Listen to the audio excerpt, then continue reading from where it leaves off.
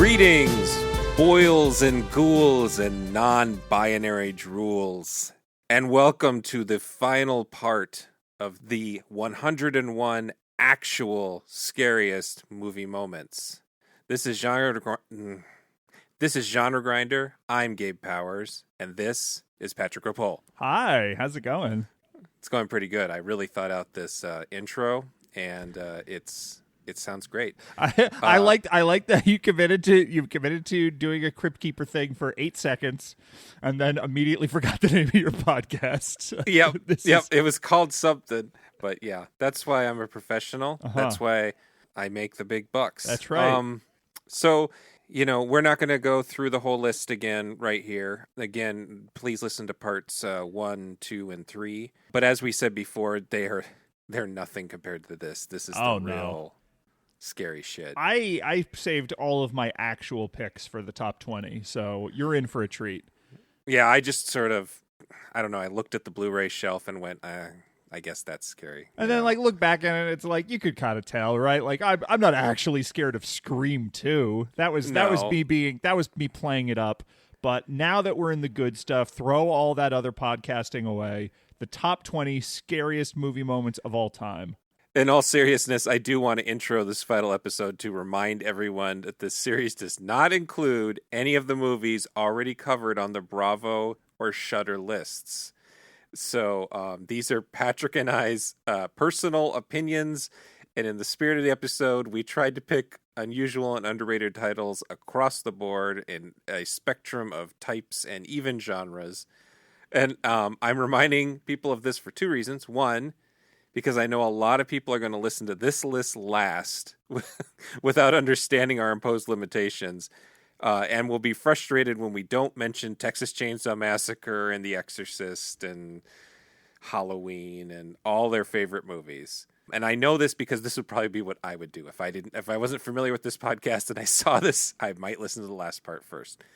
And then 2, I want to remind people that now that we're done and you have our lists and Bravo's 3 lists and Shudder's list all in front of you, now you can let us know what we missed and how badly we fucked up and what we need to cover if we ever do this again.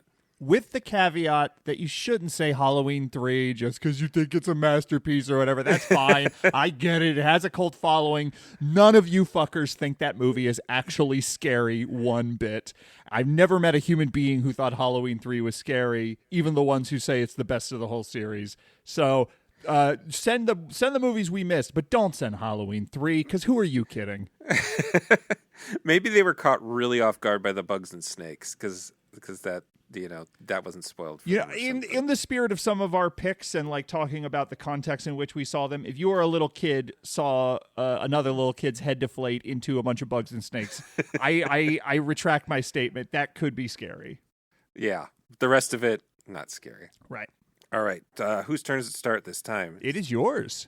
It is mine. And we were just talking about how everything's perfect, and we listed this perfect, and I, as soon as we got to this, I realized that I put this way too high. But number, what is this, 20? That's right. Shit.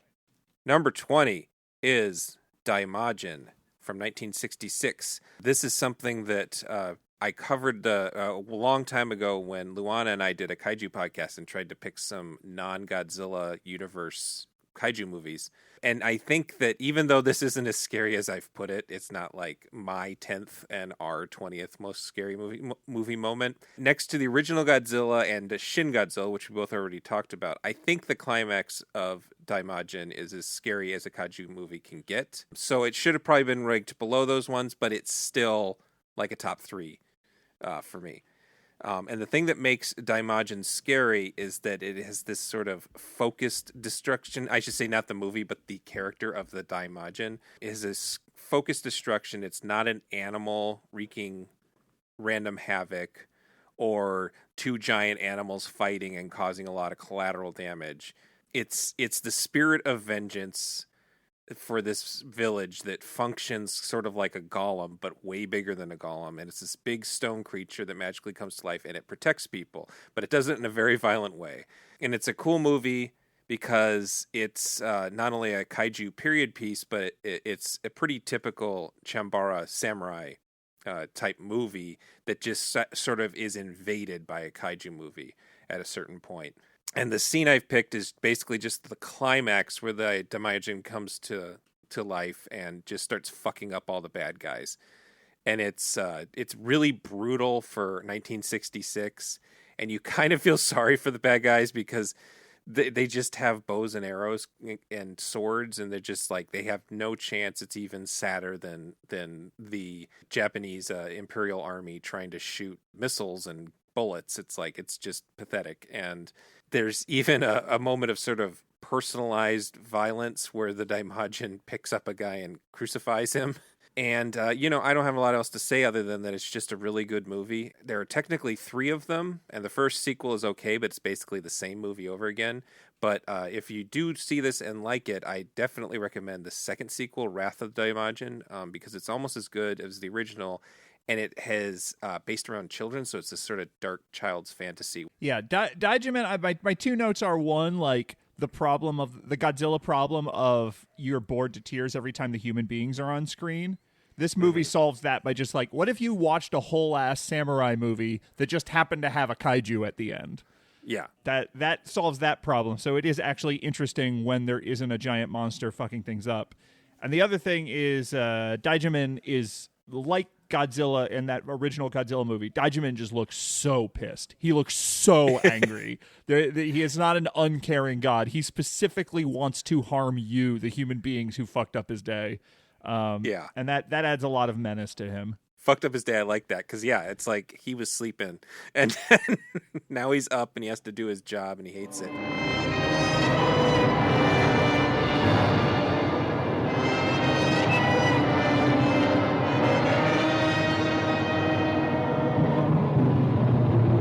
So that brings me to number 19 is Outer Space from 1999, directed by, this is Austrian director who I'm probably going to mispronounce his last name, but Peter Churaski.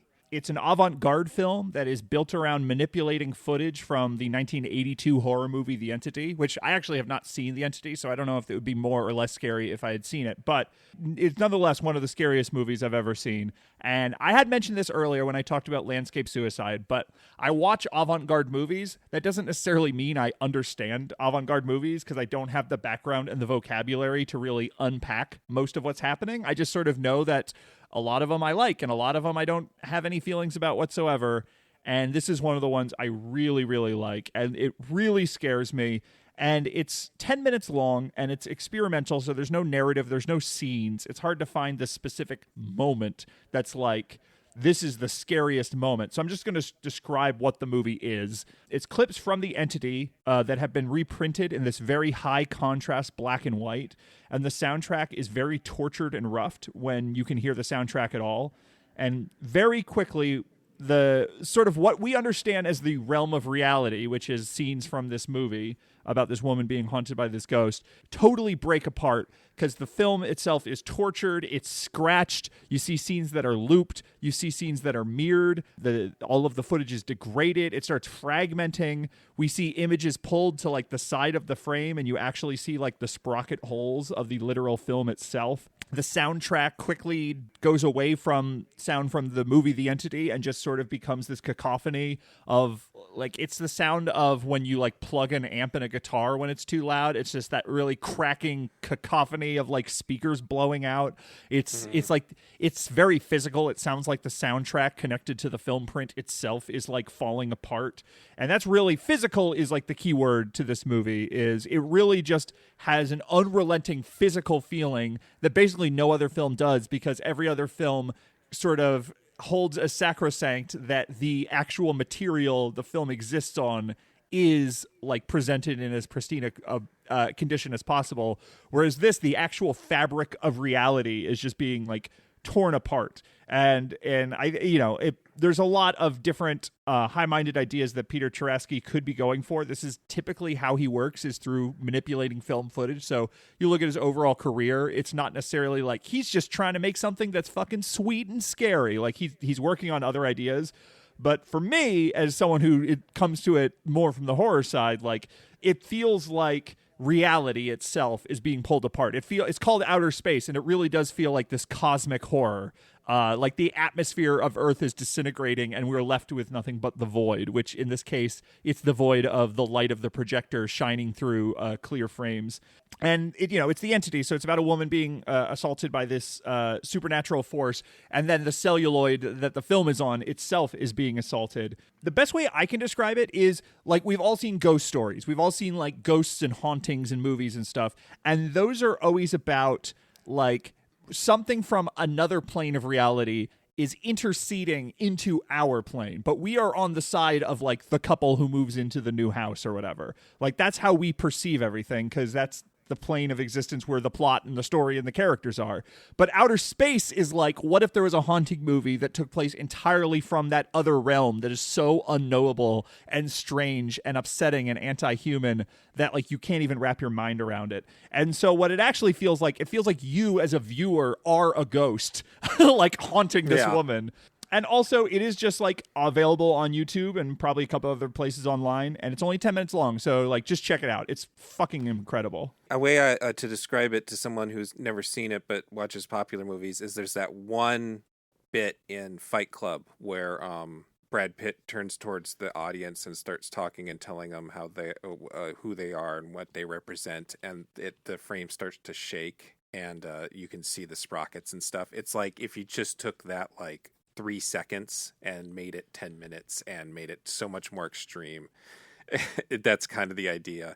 And there's so much going on that I can't really tell what scenes they are, but I don't think he even used any of this ghost assault scenes. I think it doesn't appear to so. I'm not a fan of the entity, and it's also funny because the entity is way too long, and this is like the spirit of the entity in 10 minutes.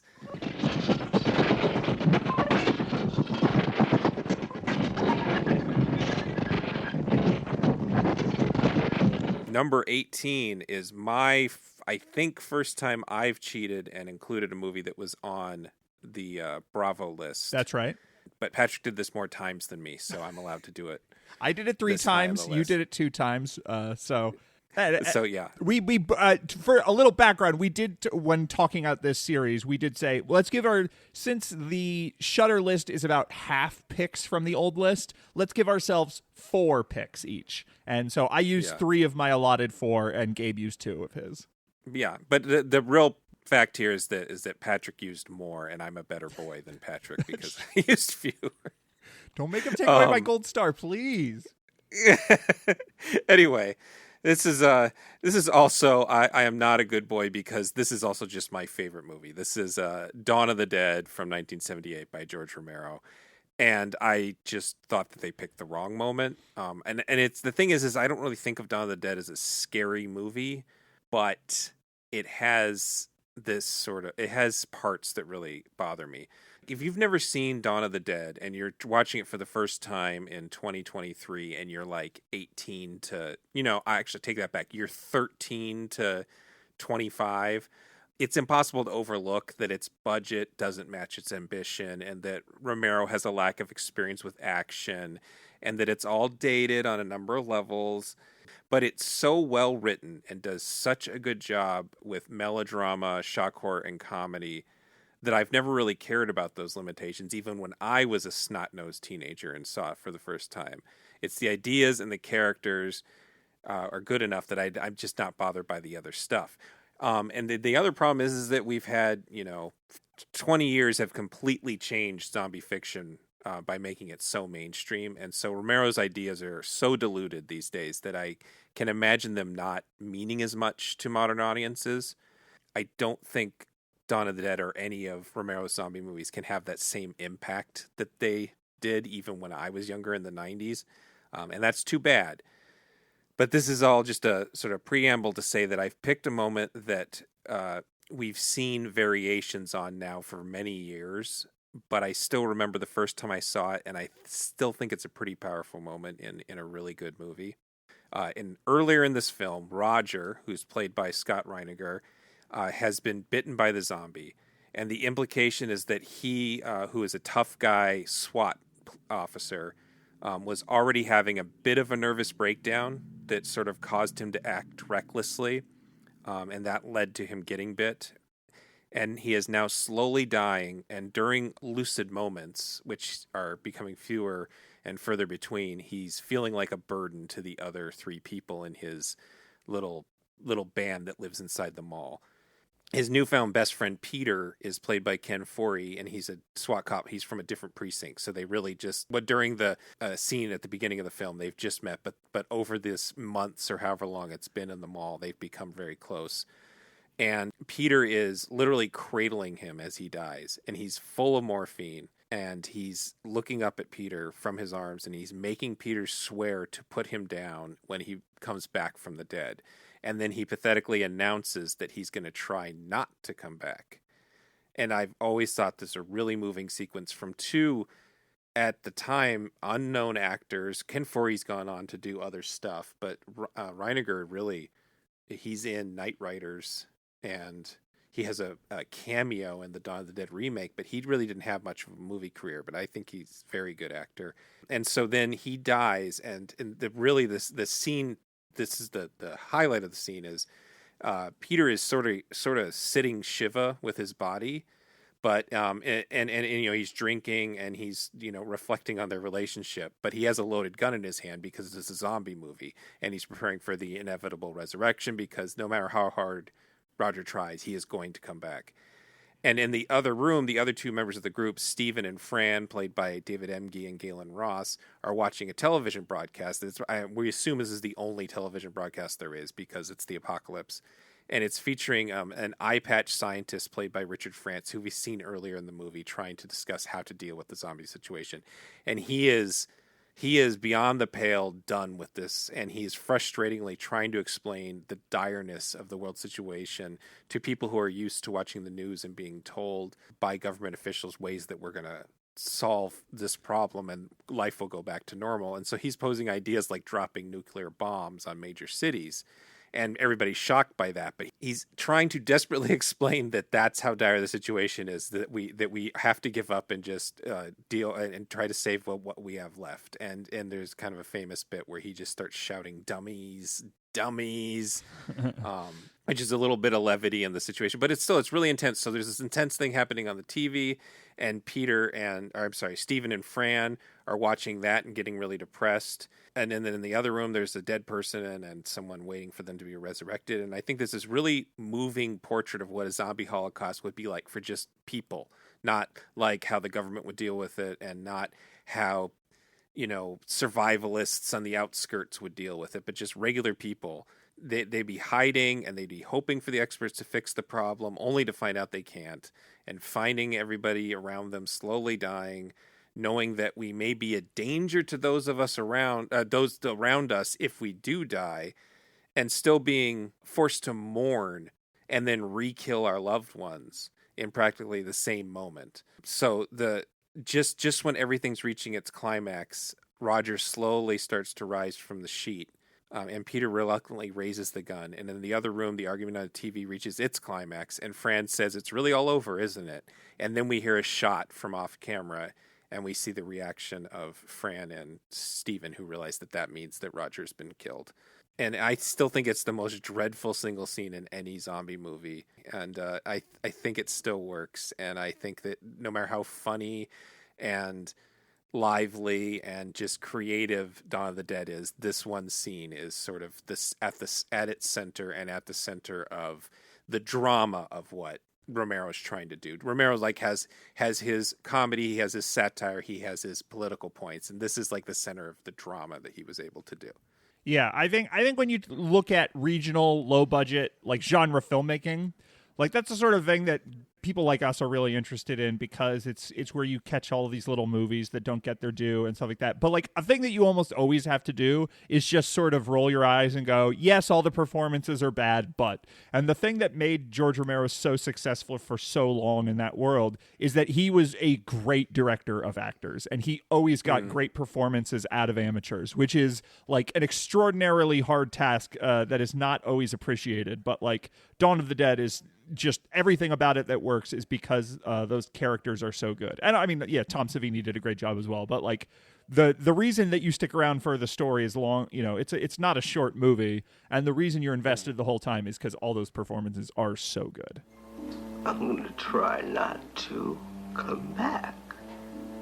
I'm gonna try. Number 17 is Premonitions Following an Evil Deed from 1995, which is directed by David Lynch. Now, this is one I'm going to talk about real quick because it's a minute long and it's on YouTube. So you don't have to hear it from me. You can watch it in less time than it'll take me to talk about it. But I do want to give a little bit of context before you rush off to YouTube and watch it. It was made as part of an anthology film called Lumiere and Company. It was this film that was designed to celebrate the 100-year anniversary of film as demarcated by the release of Arrival of a Train. And what they did is they got 39 international filmmakers to produce 55-second shorts using the original 100-year-old wooden hand-cranked Lumiere camera. And they were given certain rules to sort of like put the same restrictions on them that filmmakers in the 19th century had, which was they got 3 takes, they had to use natural light, and they weren't allowed to use sync sound. And once you started the camera, you couldn't stop it, which means editing is kind of off the table unless you're very clever. And it turns out David Lynch is very clever. Now, I talked a little bit about my feelings about David Lynch when I discussed Blue Velvet, and that I'm not a David Lynch guy, and that there are a few films like Blue Velvet and Eraserhead that I just adore from start to finish. But for the most part, I think he's an immensely talented artist, and that almost every one of his movies has some dumb bullshit in it that I hate. And the thing about this 55-second short is that there isn't room for any of like the bad comedy or other stuff that I just suffer through in his other work. It's kind of like this pure shot of nightmare espresso. It's absolutely terrifying. I've probably seen it 100 times. The story is very simple. Police find the dead body of a girl in a field, and then after a sudden shift to black that is surely someone covering up the lens while they shift the camera to its next shot, we see her mother looking concerned in her living room.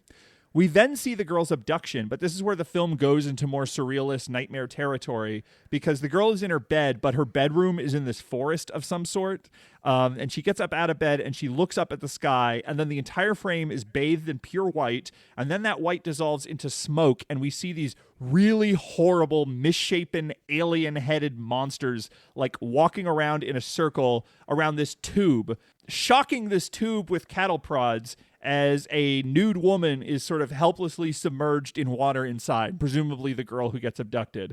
And it's on screen for like 5 seconds, and that's just enough time to be totally hideous and upsetting and shocking, and then also for you to not really understand what you're seeing before it moves away to the next shot. It's like, it's an unbelievable, shocking image reveal that you just, even after you've seen it several times, you can't quite piece together what it is you're looking at. And then the camera pans over to a piece of flash paper that goes up in flames to reveal the living room scene again, where the cops walk in, presumably to deliver the bad news to the mother who has already had the premonition and already knows what they're going to say. A very similar sequence to what happens in the pilot episode of Twin Peaks. Yeah.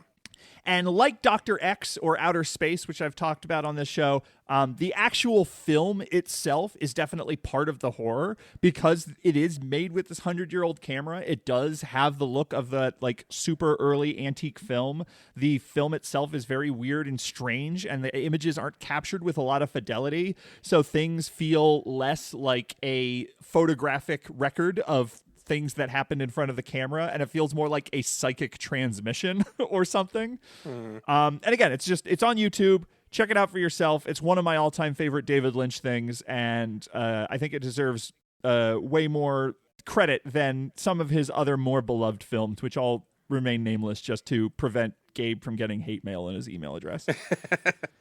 I'll do a quick impression of me watching this. All right. Why did Patrick pick this? It's not. Holy shit! That's it. Yeah. I didn't make it clear. That's the shocking moment. Is that 5-second shot of that fucking tube and those aliens. Yeah. Pretty intense. Yeah.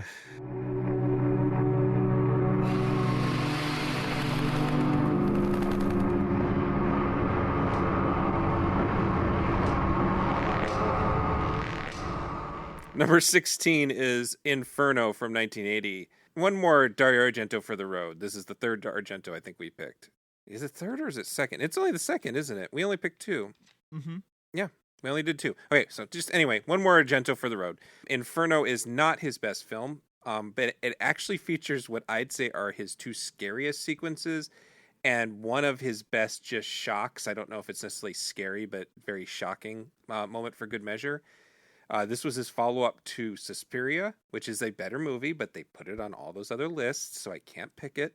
It follows a series of not only that, but they put it on those lists and they picked multiple moments. Anyway, follows a series of people who find themselves wrapped up in the mystery of more ancient evil witches. And the plot is pretty fractured, as you might expect, but most of Argento's ideas this time around surround alchemy and architecture rather than school dance and witchcraft, traditional witchcraft. So for me, evil buildings is a sort of favorite subgenre for myself, so that's something I really like about this particular movie, is the idea that a building can be infused with some sort of magical evil, not just being haunted, but like evil.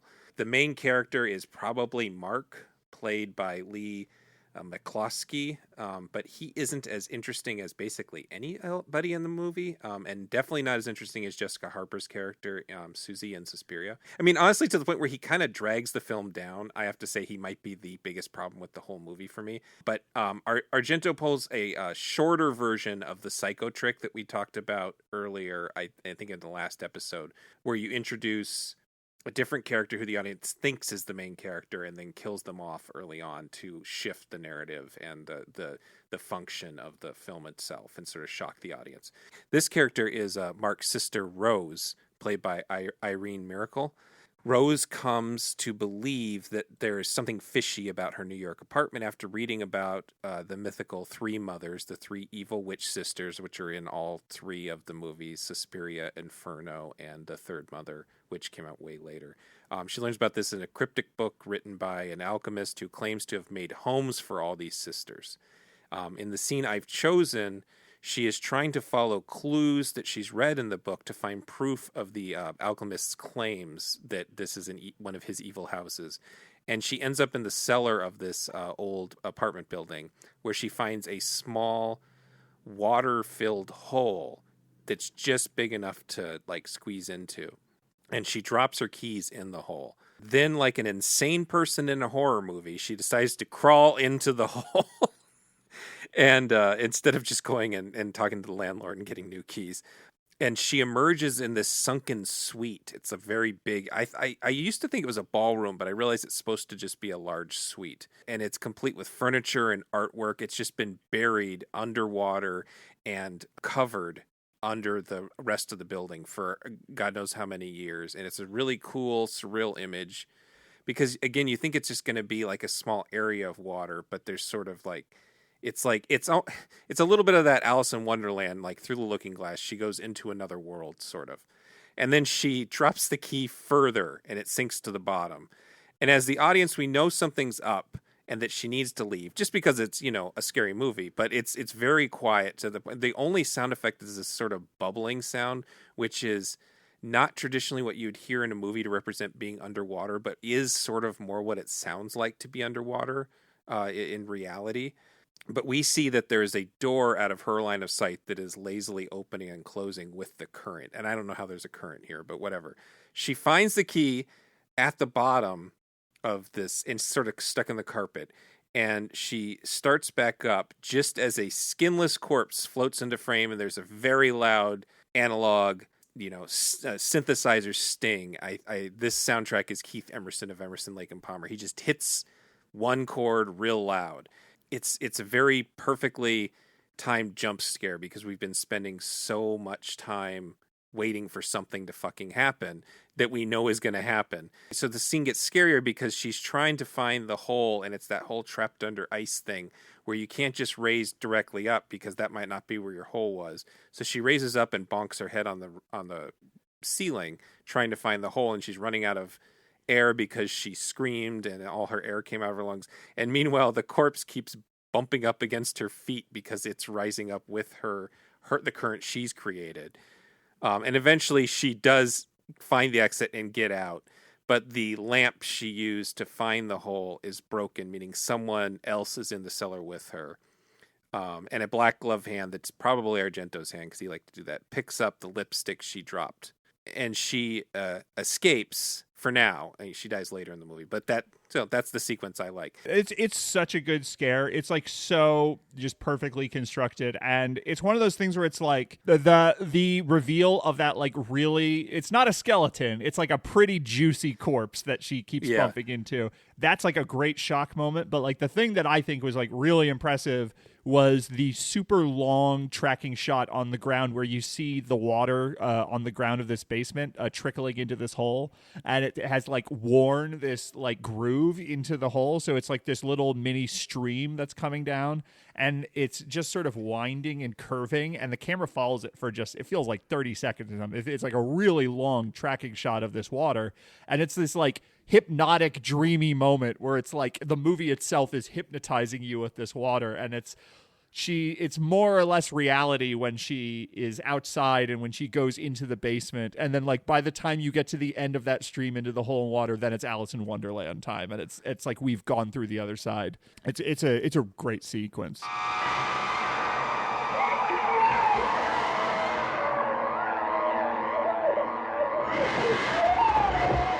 Number 15 is God Told Me To from 1976, directed by Larry Cohen. Now, of course, Larry Cohen is more associated with comedic horror films like Cue the Winged Serpent and The Stuff and all of the It's Alive sequels. But this movie manages to be quite disturbing and scary while still maintaining that classic Larry Cohen quirky energy. Not to mention it has the classic Larry Cohen gritty urban setting.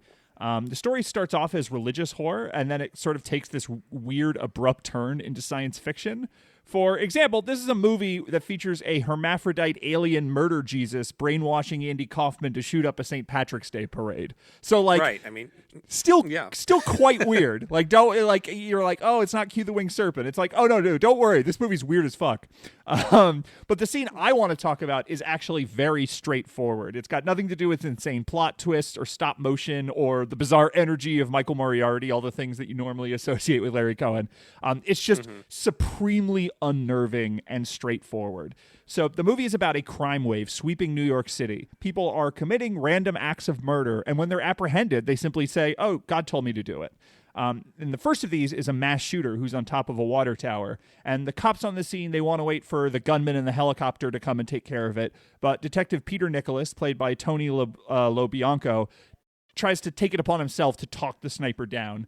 And Detective Nicholas, he's a devout Catholic, so when this very friendly sniper tells him that God told him to, right before he casually leaps off the water tower to his death, it really messes him up. So it's this classic kind of like cop into deep story where the detective is being pushed to the brink because he's unable to get a handle on why the hell any of this is happening, and he's also unable to square what's happening with his own faith. But the scariest scene in the movie comes after several of these murders have already happened, and we don't see the person do the killing. We start with the police already at the scene of the crime afterwards. And the scene of the crime is that it's a father who has killed his wife and his 2 kids. And it's really the performance by this father that sells it. And I wish I knew the actor's name, but he's not named in the scene. And when I look on the cast list, it's just like a bunch of last names. And I'm like, all right, I don't know which of these is supposed to be this guy. So I wish I could call him out because he's fucking astonishing.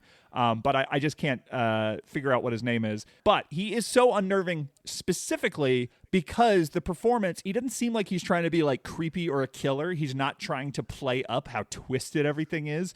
He's just got this like casual smug smirk, like he's part of like this new age cult and he's about to tell you the secret of happiness. He's like, you know, I used to be like you. It's like there's a real vibe like he's about to pitch you on a slow food diet or something like that.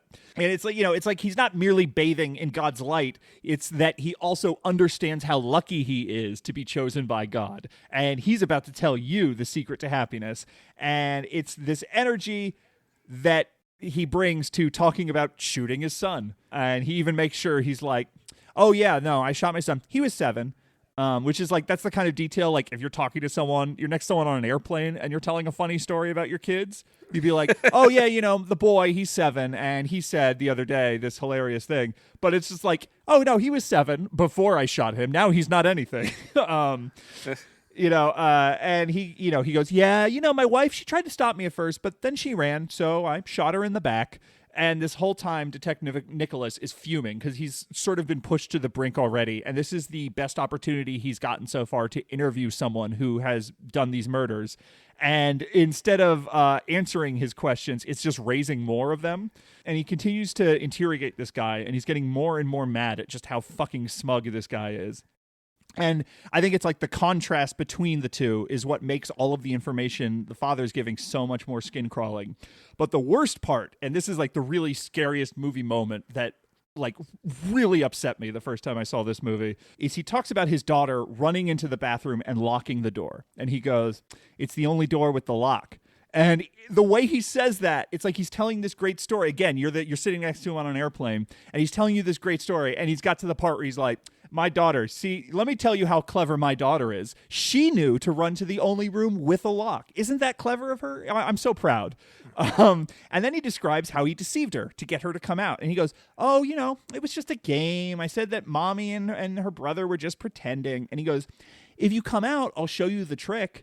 And like, there's something about the specific wording of that, like that specific line of dialogue. "If you come out, I'll show you the trick," that like suddenly clicks everything to make it just feel totally real to me. It's just like, yes, if you were in the moment trying to come up with what to say to get a little girl to leave a locked room so you can shoot her to death, that is the wording that would come out. It's so unnerving. And it's like, you never see the victims' bodies. You don't see bloody aftermath. There's no chalk lines or blood splatter on the wall or anything. It is just the horrible senselessness of the whole thing that comes out of this man and his smug, satisfied smile. And it's just the way that senseless, hideous violence combines with his religious serenity. And it is like the thing that is creepy about the concept of God told me to is perfectly encapsulated in that one character, in that one performance. Just a really, really great scene. A couple notes from me on this one. First one is that you keep talking about, like you said about being sold on a cult or a fad diet and being next to someone on a plane, and I suddenly flash back to the first time someone ever tried to sell me crypto and I was trapped next to them on an airplane. Yeah, this guy has real crypto bro energy. Real crypto bro energy. And then we discussed this between things that you had a lot of bad dad energy in your picks. Did you count this among the bad dad energy? I forgot about this. I do have a lot of my picks involve bad dad energy, which is very funny. And then just on the movie itself, this was one of the Coen movies that I knew was special, but it took me a while to really. I think I had to see it like a third time, and then it really clicked with me. Where I think it's now my favorite. I really like Q. But this is probably his masterpiece in a lot of ways. I would agree with that. This is my favorite Larry Coen movie. Did I say Larry Coen? Did I say Joel Coen or something? No, you said Larry Coen. I'm okay. I'm just agreeing with you. I thought you were correcting me. No, sorry. No, I'm just very sensitive. It's part of my bad dad energy. I guess so. Jesus, and now I'm the bad dad. I told her that Jerry and Mommy were all right. The gun was a toy. It was all in fun, and if she came out, I'd let her play with it. I'd show her how to do the trick. So then, taking it back to Italy for number 14, this is Torso. It saturates the screen in terror. That's the... that was my impression of the... Have you ever seen the American trailer for this movie? It's a pretty special trailer, yeah. Torso. It saturates the screen in terror. Well, and specifically, you're doing a voice, like, in my memory, the trailer for Torso, it sounds like Space Ghost doing it. It's like, Torso! It saturates the screen in terror. One of these kids is a psychosexual killer. Anyway, this is another giallo, and this is directed by Sergio Martino. And in the first episode, I think it was, I complained that Patrick picked the best giallo movie because I thought he picked this one. No. And then I looked back at our list, and I'm like, I shouldn't say the best giallo movie, but the best giallo movie scare. And I was like, oh shit, that's right, I got to that one first. So this is not as flashy and hallucinogenic as some of Martino's other really great giallo. It might be my favorite, but it's not his best, is the way I would put it. Yeah. It's a solid proto slasher, and you can see that he has figured out that he needs to just do a murder movie instead of a movie about insanity. It has a really great tone to the first two acts, which are basically, I think I got this from Eli Roth's introduction to the DVD, but that after he said it, I couldn't not notice it, is that every man in this movie is a suspect or is at least a very suspiciously violent person.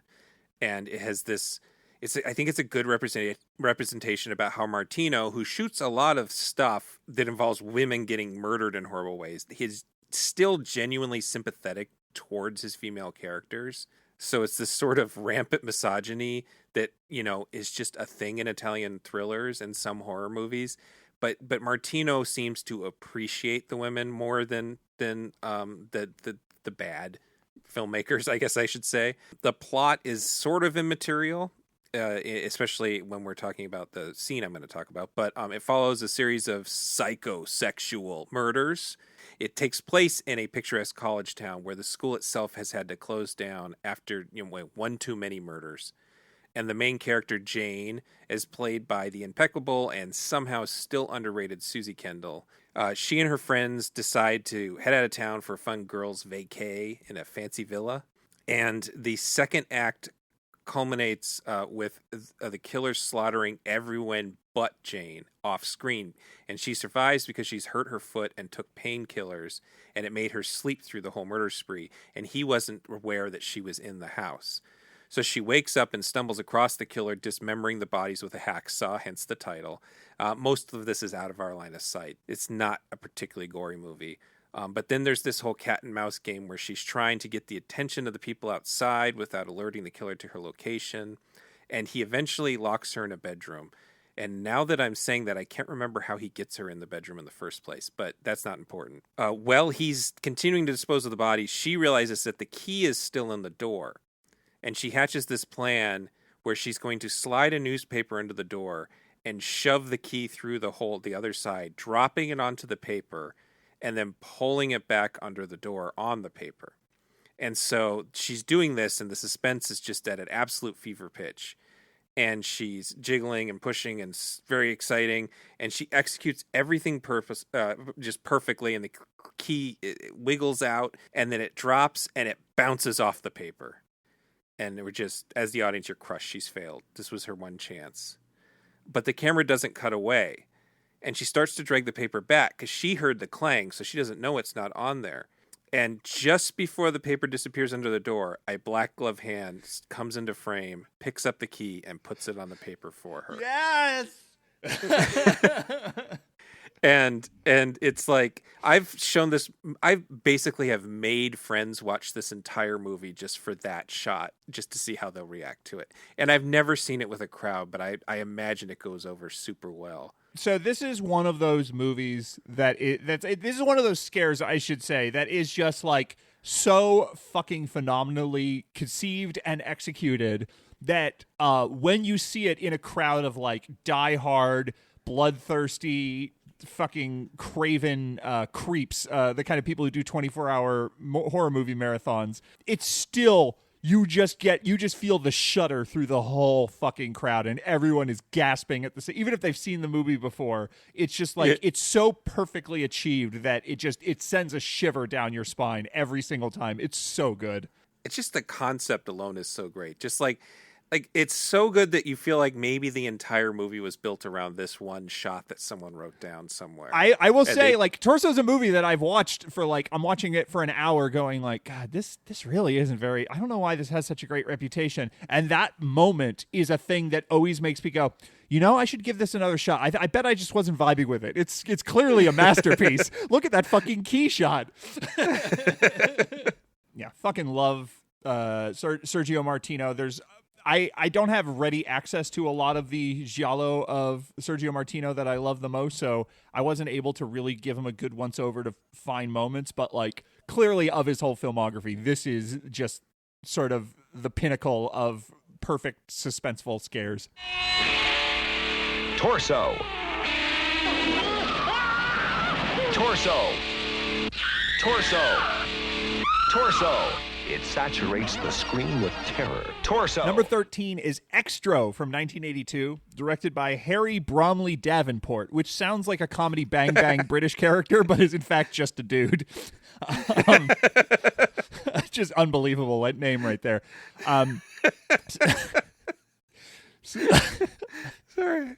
Yeah, no, I was shocked too, and the opening credits came up. I've never heard someone say it aloud. Yeah, it's not in casual conversation. We're not always, as horror fans, talking about the work of Harry Bromley Davenport, but perhaps we should. So I want to start off by saying that in his 1-star review of Extro, Roger Ebert called it a completely depressing, nihilistic film, an exercise in sadness. And I agree 100%, which is why this is a 5-star movie for me. It's nominally, like, on paper, Extro is an Alien ripoff. It's sort of in a weird in-between space where it's like, what if E.T. was Alien? The creature has a similar sort of violent sexual gestation process that the xenomorph did, though I will say the birth scene in Extro is way more fucked up than the chest burster in Alien. But it also is just like a real commitment to unhappiness and to like domestic squabbling and child trauma and hopelessness and nightmarish surrealism and just like the most nihilistic ending you can imagine. And it's a little bit like Possession. I hadn't thought about that until recently, but it kind of, it's like the grindhouse version of E.T. and Alien and Possession. Yeah, kind of mixed together. Little bit. You're not wrong. And I it's not an artistic movie the way a Possession is, but there is something hypnotic about the pace of it because cause and effect so often seem to have nothing to do with each other, and you can never quite get a handle on what is happening or why or like what does the alien creature want. It's just a series of horrors presented to you sequentially. It's just irrational, and even if it can't touch, when you use a word like irrational, it's like, oh, is it Lucio Fulci? It's like, no, it doesn't really have the filmmaking power behind it to like reach the heights of Lucio Fulci irrational cinema. There is something about the really weird relationship subplot that kind of makes the repulsive alien scenes like that much more horrible because it's not just happening in a vacuum. It's happening in a world where also normal life fucking sucks. I think the thing is there's this push-pull where it's like certain scenes play out and you're like, yes, this is a scene in a movie. I'm watching a movie. Obviously the people who made this movie will at some point square the details of the plot, and I will understand why the seemingly random things that are happening is happening, because it's not made by maniacs, it's made by just normal people who would do a like upset dinner table scene like this. But no, that's not true. It's made by maniacs, and you will never understand what is happening. So anyway, there's a couple scenes in this movie that I think could make the cut for the scariest moment. There's a really, really great jump scare where a couple drive by the alien creature in the dead of night, lighting it up with their headlights. I already mentioned that the birthing scene is way worse than the chestburster scene, where a woman tears in half, giving birth to a grown man who then gnaws his own umbilical cord off. But for me, these also are just like, yeah, it's an Alien ripoff. It's insane, but it's sort of like in a recognizable framework of what an Alien ripoff can be. So for me, it's really about the end of this film where things just go totally off the rails. It's about a father who's been abducted by aliens in front of his son, and then 3 years later he returns, but now he's an alien mutant creature in disguise as the father. And towards the end of the movie, the alien has already killed about 6 people, and he's turned one of the boy's circus toys into a real-life dwarf clown. And there's a babysitter who's watching this boy, and there's a brief chase where the boy runs away, and the babysitter has to go after him while they're playing hide-and-seek. But then she gets knocked out by the clown. And it cuts to this overhead shot where you see the clown dragging her unconscious body down the hallway, who's led by a boy who just randomly, cheerfully honks a bicycle horn.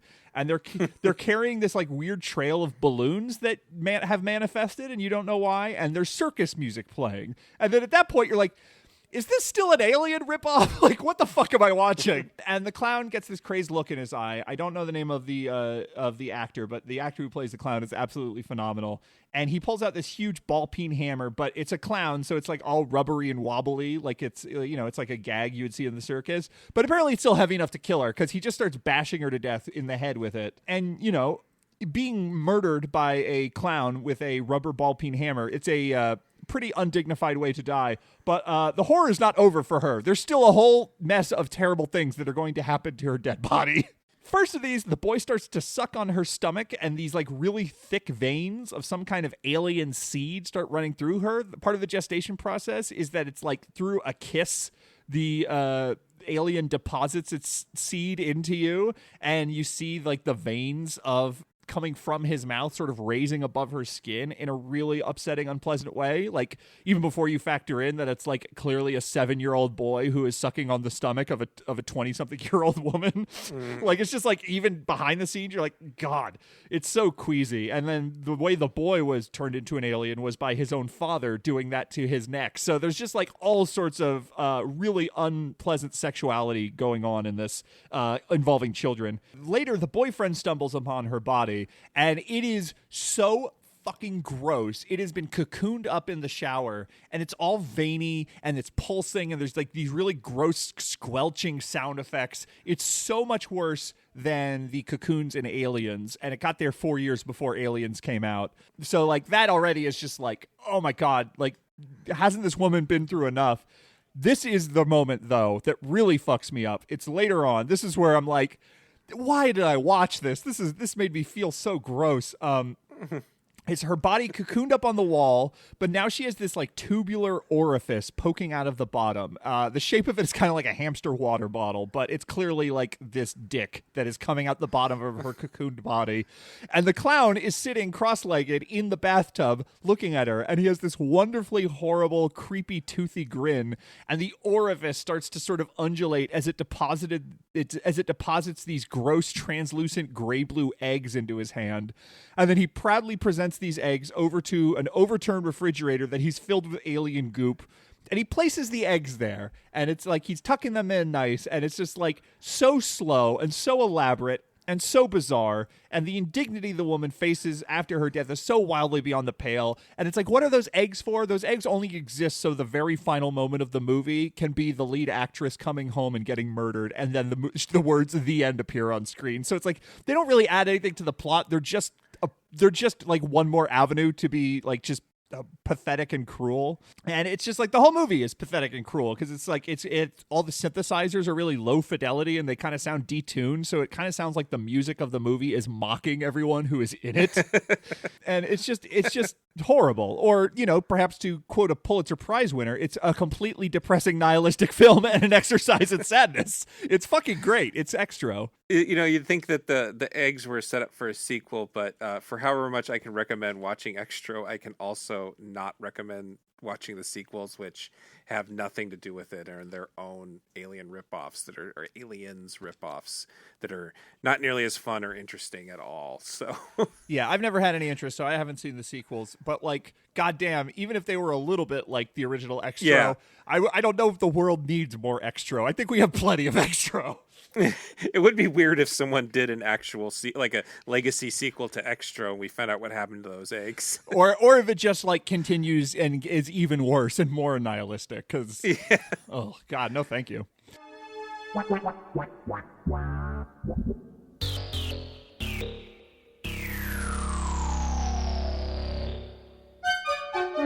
Well, speaking of nihilism. Oh yeah, absolutely. Number 12 is Cannibal Holocaust. Yay! 1980 by Ruggero Deodato. This is a movie that absolutely deserves its reputation. It's incredibly foul. It's racist. They kill a bunch of animals on screen.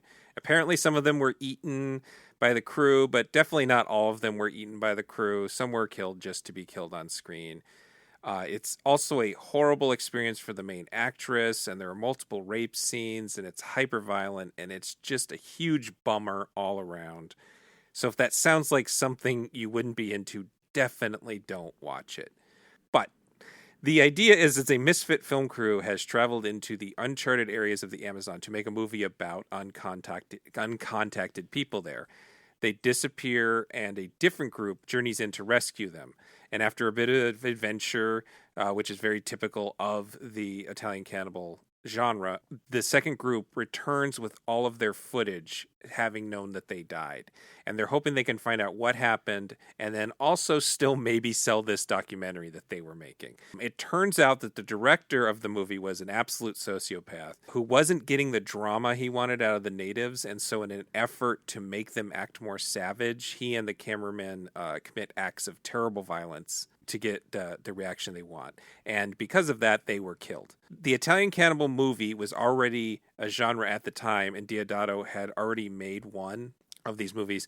So Cannibal Holocaust is a exploitation movie, but Deodato also claims that the documentary crew idea came to him after seeing horrible violence on local news in front of his children. I think he was also poking fun at Mondo movies, especially since, as we discussed in the first episode of the series, some of those were accused of staging atrocities for the camera in the guise of making a documentary, but he's never said that was directly something he was referencing.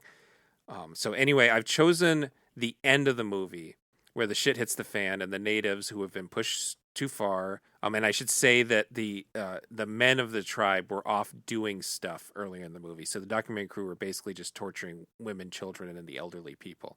The natives come back and they chase them into the jungle, and then they just absolutely obliterate them.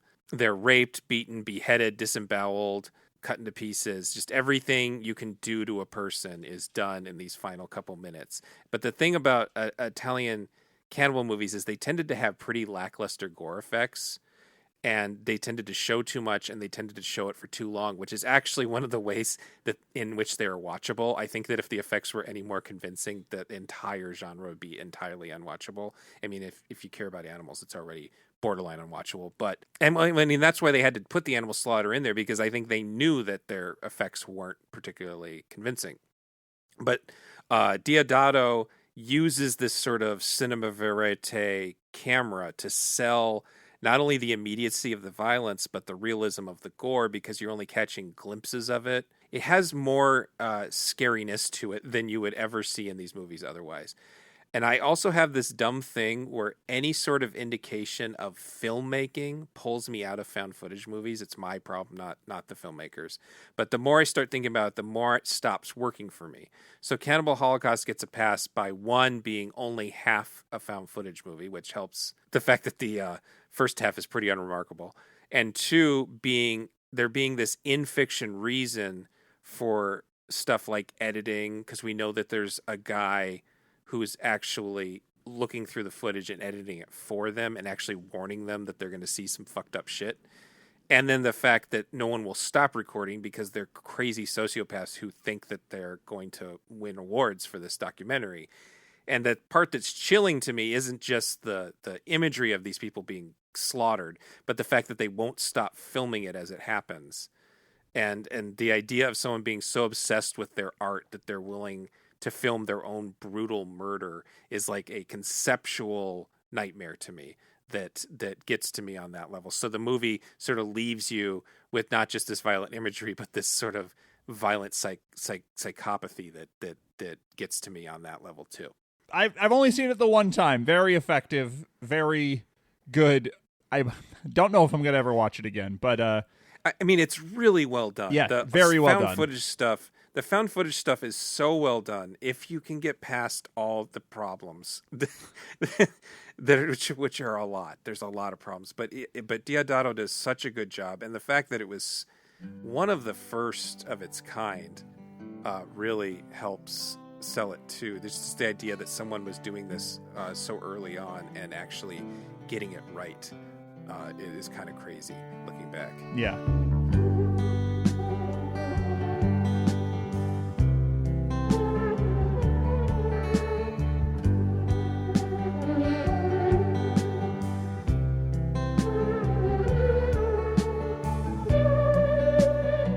Number 11 is The Leopard Man from 1943, directed by Jacques Tourneur and produced by Val Lewton. And like most all of the films that Val Lewton produced, he also wrote the final draft of the script uncredited.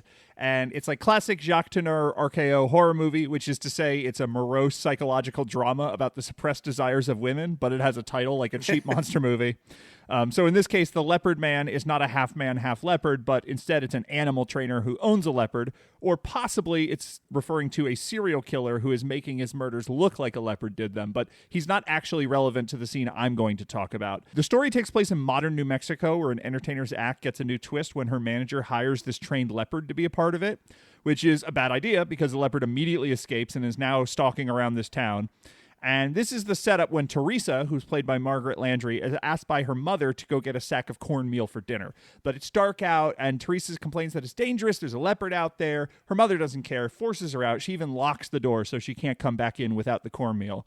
So Teresa has no choice but to head out into the night. And first she tries the local store just around the corner, but they're closed, and the woman who runs the shop refuses to reopen for her. So she has to take the journey all the way across town, which takes her to this clearing. And the way it's shot, it's like this fairy tale where she's leaving the village and she ends up in this wilderness. But instead of like a witch's cave, there is this train overpass. And it's really just simply the way Tunar shoots it. It's one of the scariest locations I've ever seen in a movie. All you can hear is the howl of wind, and the cavern under this train overpass is just pitch black. And just off to the side, you can see moonlight bouncing off some white rocks. And again, like the way he composes these shots, it's all about the contrast between the light and the dark that makes it feel so incredibly pitch black underneath that overpass. Everything feels really dreamy and fairy tale like when she approaches, and it cuts to this long shot where you see this like beautiful mountain range in the background and a cloudy sky at the top, and there's sands and rocks, and it's just absolutely beautifully composed. And there's a moment where she stands right at the entrance before going in, and when she goes in, we see her completely disappear from the frame. It is just pure blackness in there. We don't even see the shape of her. She comes out the other side. She's fine. So she goes to the store, she gets her cornmeal, and she notices these toy wind-up birds that are on display. And she talks about how much she loved them when she was a kid. And, like, she is a kid, you know? Like, you look at her and you go, maybe she's 12, maybe she's 14. But it's 1943, so there's really no such thing as a teenager yet. So she is just coded, she is a child. But Val Lewton understands she's a child who's on the cusp of adulthood. And there's this sense of wistfulness to her. And it's maybe like the first time this character has ever felt wistful in her life when she sees these wind-up birds and she realizes that she's not as young as she used to be. And the store owner tells her that he remembers that she used to be afraid of the dark, so he maybe shouldn't let her go back on her own. But she's now determined to grow out of these childish fears. So she insists, no. What's there to be afraid of in the dark? I'm going to go alone. However, when she gets back to the overpass, she's presented with a choice because there are two different tunnels under the overpass, and one of them is pitch black, and the other one has like a pool of water somewhere. So there's a little light reflecting off of that, and there's that like nice wavering reflection on the wall. And she walks right up to the edge of the pitch black tunnel, ready to face her fear. We see her head disappearing into it, and it's too much. So she goes to the other one. And as she goes inside, we see that shimmering light from the water reflected on her. It's a shot that is very reminiscent of the famous pool scene in Cat People. And at this point in the movie, it's dead quiet. There's no music. There's no nothing. And she thinks she sees two eyes glowing back at her in the dark, but when she looks again, they're gone. So she's like, I'm just psyching myself up. I just need to get past this overpass. And then we get this great jump scare as this train roars overhead, completely breaking the silence, and there's flashing lights on her, and she runs out, and then she discovers that there is, in fact, a leopard. It's on top of the overpass. It's waiting for her, and that passing train just made it really fucking mad. Its eyes are all fucked up when you get a close-up of it, and it roars at her, and she scrambles away as it gives chase. She ends up dropping her cornmeal, and she's running, and from here we cut back inside to her home, and we see her screaming on the other side of the door. She's screaming bloody murder, and it's Margaret Landry gives such a great performance. The way she screams, she says things like, "If you love me, let me in." You know, it's coming closer. I can see it. Like, it is so scary because, again, it's on the other side of the door. We have to imagine what is happening, but she sells that what is happening is the absolute worst thing any human being could be going through. And it's made even worse because her mom thinks she's overreacting, and it's totally unrushed. She thinks, oh, my daughter's just being a baby. I can't baby her. I gotta let her deal with her fears. And she's also just mad at her daughter for taking too long to get back with the cornmeal. And it isn't until she hears her daughter give a blood-curdling scream that she rushes to the door, realizing her daughter's in danger, but the lock is stuck. And it's too late anyway, because when she looks down, she sees a pool of blood trickle out under the door. And there's this one little detail that's absolutely perfect that makes it just the most horrifying thing, which is the blood pools under the door, and then when it gets to the crack of the floorboard, it starts to travel down it. And it's like it implies the motion of the blood just by how it fills up this crack in the floorboard. And the horrible, horrible image of a little girl being murdered by a leopard is just like that much more ferocious when you see all of this blood coming out. But in a way that it depicted in a way that is still like you can get away with it in the 40s. It's not like, how'd they let this get by? It's very tasteful. It's not a ton of blood, but the way it fills the floorboard implies an amount of blood on the other side that's really interesting. and again, her death screams are just so terrifying, and it's like. And then the emotional aspect of like her mom possibly could have saved her if she only believed her, but she was so stuck in her own petty grievances that she let her own child die. And it's classic horror, like the way it's shot and composed and edited. It's like biblical. It's so influential. Everyone has ripped off this movie and these shots. The way Turner shoots that tunnel, the way you see any scary movie you've ever seen where someone stands at the foot of a cave or like an open door in a really scary mansion or something, and you only see blackness on the other side, like all of that is the Leopard Man. But it's also richer than just like pure frightening images, because it's also like this really complicated emotional journey that you go on about this girl growing up, about her coming to the crossroads. And it does this really great provocative thing where it kind of asks you, who is to blame for Teresa's death? You know, is it the performer who let go of the leopard's leash in the first place? Is it her manager who hired the leopard? Is it the flamenco dancer who scared the leopard and made the leopard run? Is it the animal trainer who kept a leopard in the first place? Is it Teresa's mother who made her go out even though it was dangerous? Is it the store owner who refused to reopen the store for her? Is it the other store owner who didn't follow his instincts and let her go back alone? Or is it Teresa for insisting on going back alone and insisting on facing her fears and telling herself that an actual danger was not a danger because she wanted to be grown up? It's like everyone is a little bit to blame, and it's just this whole system of failures. And Jacques Tourneur is so overwhelmingly concerned with guilt and shame. And that is like really the thing that makes these movies stand out and make it so much more horrible and make you so invested and care about the characters. And when you're wallowing in these emotions, especially later on in the movie when the leopard is a non-factor and we're only dealing with the serial killer story, like the twisted psychology of everyone involved is like really always at the foreground, just by this sort of dreamy way that Jacques Tourneur shoots everything. It's absolutely a masterpiece. The Leopard Man, this was a movie that I thought had a really good scare in it, but was kind of boring the last time I watched it. And when I rewatched it for this, I was like, oh no, this movie is fucking perfect. I love The Leopard Man, but this scare in particular is just unbelievable. Yeah, I think it might be my favorite, the Luton and Tourneur movies. It's sort of incredible how well this scene stands up. Like, I think out of context, you could show this to a modern audience, and a lot of them would still be fully into how scary it is. Absolutely. And then for those keeping track, this is the first bad mom pick from Patrick. Let me in! Let me in! Let me in! If you love me, let me in! Mamacita, let me in. Let me in now that I've spent half the night getting the cornmeal. It's coming! It's coming closer! I can see it! Top 10. You know what that means. It's just going to get scarier from here. So if you can't take it, this is the time to stop. But if you can, number 10 is The Day After, directed by Nicholas Meyer from 1983.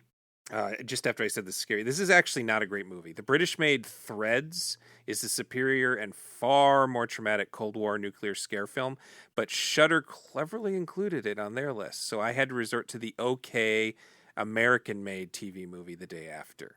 And Jim and I both covered this when we did the Nuclear Scare podcast, which I think is the first really good episode of Genre Grinder.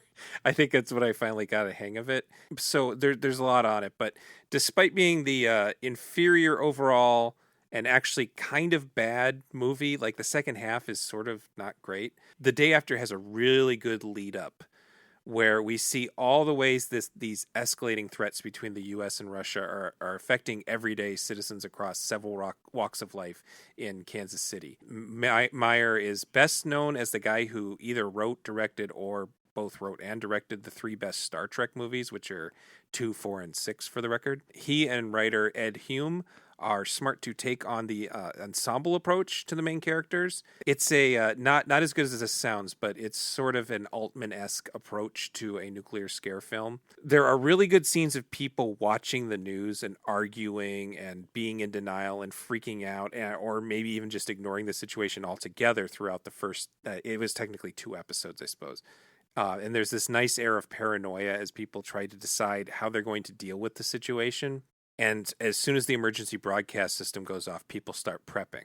Sidebar, actually, I'm not sure if I've talked about this on the other podcast before, but I was visiting my mother in Hawaii in 2018 when some idiot accidentally set off a warning that North Korea had launched nukes at Hawaii. And it was supposed to be this test of the new emergency broadcast system they had set up, but they messed up and everyone's phone went off.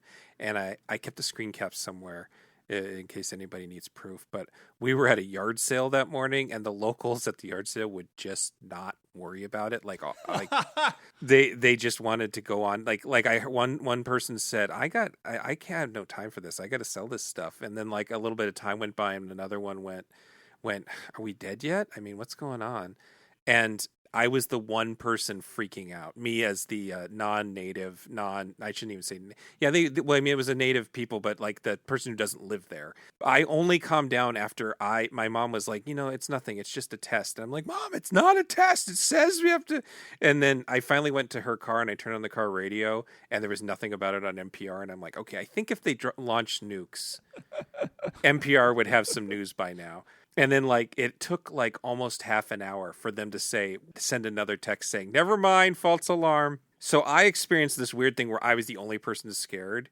But apparently the rest of the city, especially in the touristy areas, was just, mayhem, where people were, trying to open sewer grates and stick their kids in them. Jesus. To, save them from the blast. I had no idea any of this was happening because I was up, my mom lives pretty high up the mountain in Kula, and I just didn't see any of this. But so that spirit is captured in this film where some people are just not having it and other people are really scared and other people are like, we can trust the government. They'll take care of it. It's fine.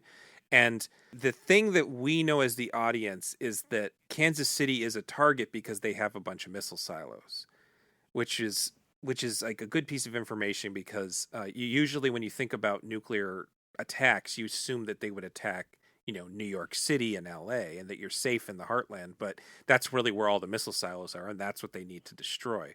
We start to see the silos opening up and shooting off. And there's this sort of lame use of stock footage that doesn't really work and kind of loses a little bit of power. But the wide shots of people just looking up and seeing the missiles in the background are really effective. And the thing that really gets me is when people start to realize that seeing the missiles means either the Soviets fired first and the U.S. is trying to counterfire, or the U.S. has fired first and the Soviets are going to counterfire. There's no way there's just one-sided attack because there's too much of a time gap to obliterate one side before the other can launch. And there's this college professor played by John Lithgow, and he and his students see this happening, and they remind us that there's basically a 30-minute clock. As soon as you see the missiles go off, that means that the Soviet missiles have gone off either now or have already gone off, and you have between 0 and 30 minutes to get to safety. So for me, the scarier things than the bombs actually landing and killing people and the knowledge that there's, that they're going to die slowly, that stuff really sucks. And that's what the second half of the movie is about, is the after effect. And that was the thing that the movie, the real purpose of the film was to try to scare people into understanding that it's not just the bombs that are the problem. It's that after the bombs drop, even more people die from radiation poisoning and stuff like that. Yeah, so for me, the scarier thing than the bombs landing is the knowledge that they're on their way and there's no time to do anything about it. What do you do with that time? Do you spend it with your loved ones? Do you try to find shelter? Do you kill yourself in order to avoid the other horrors that are surely to come? It is this certain kind of dread that I think I talked about already on this podcast that gets to me every time because it's actually the anticipatory anxiety is actually worse than the actual event to me. I think something that's interesting about these kinds of movies is that you're about 9-10 years older than me. Yeah. And so I was born in 1987. By the time I had any awareness of the world around me, the Berlin Wall had fell. I did not know any kind of Cold War terror in its era. I did not ever consider the idea of atomic bomb or nuclear apocalypse as just like something to worry about. It was a funny gag in movies and stuff like that. It's look, duck and cover. It's so funny these people were scared of that thing. I have no reason to ever be scared of that thing. And then I think in a slow rumble that got louder and louder as his term came to an end, I finally felt that fear when Trump was president. Because I was just sort of like looking at everything being like, there's no way this fucker doesn't want to set off a nuke. Like I just like psychoanalyzed him using, my fucking No, remember when he wanted to shoot one at a hurricane?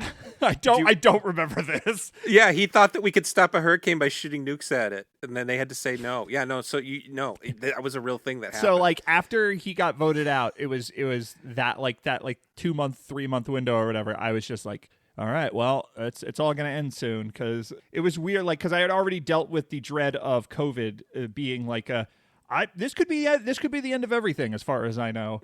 Yeah. And then once we began to reach the end of 2020, I was like, oh, and this guy's going to drop bombs, and it's finally going to happen. And that was the first time I could ever relate to, because it's the sort of thing where you talk to people who are Gen X, you will hear them talk about like, oh yeah, like these movies that were on TV, Threads and Day After, they were absolutely horrifying and terrifying and traumatizing.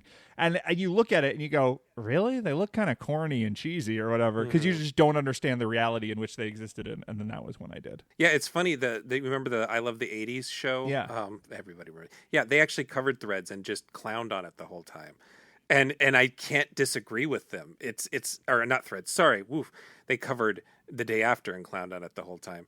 And I can't disagree with them. It's because it's a cheesy, dumb. It's young Steve Guttenberg being young Steve Guttenberg. But Nicholas Meyer is a good filmmaker. So with all the limitations before him, he is able to get at least one really big, intense dread. Yeah. Scene out of the whole thing. Yeah. They're on their way to Russia. They take about 30 minutes to reach their target. So do theirs, right?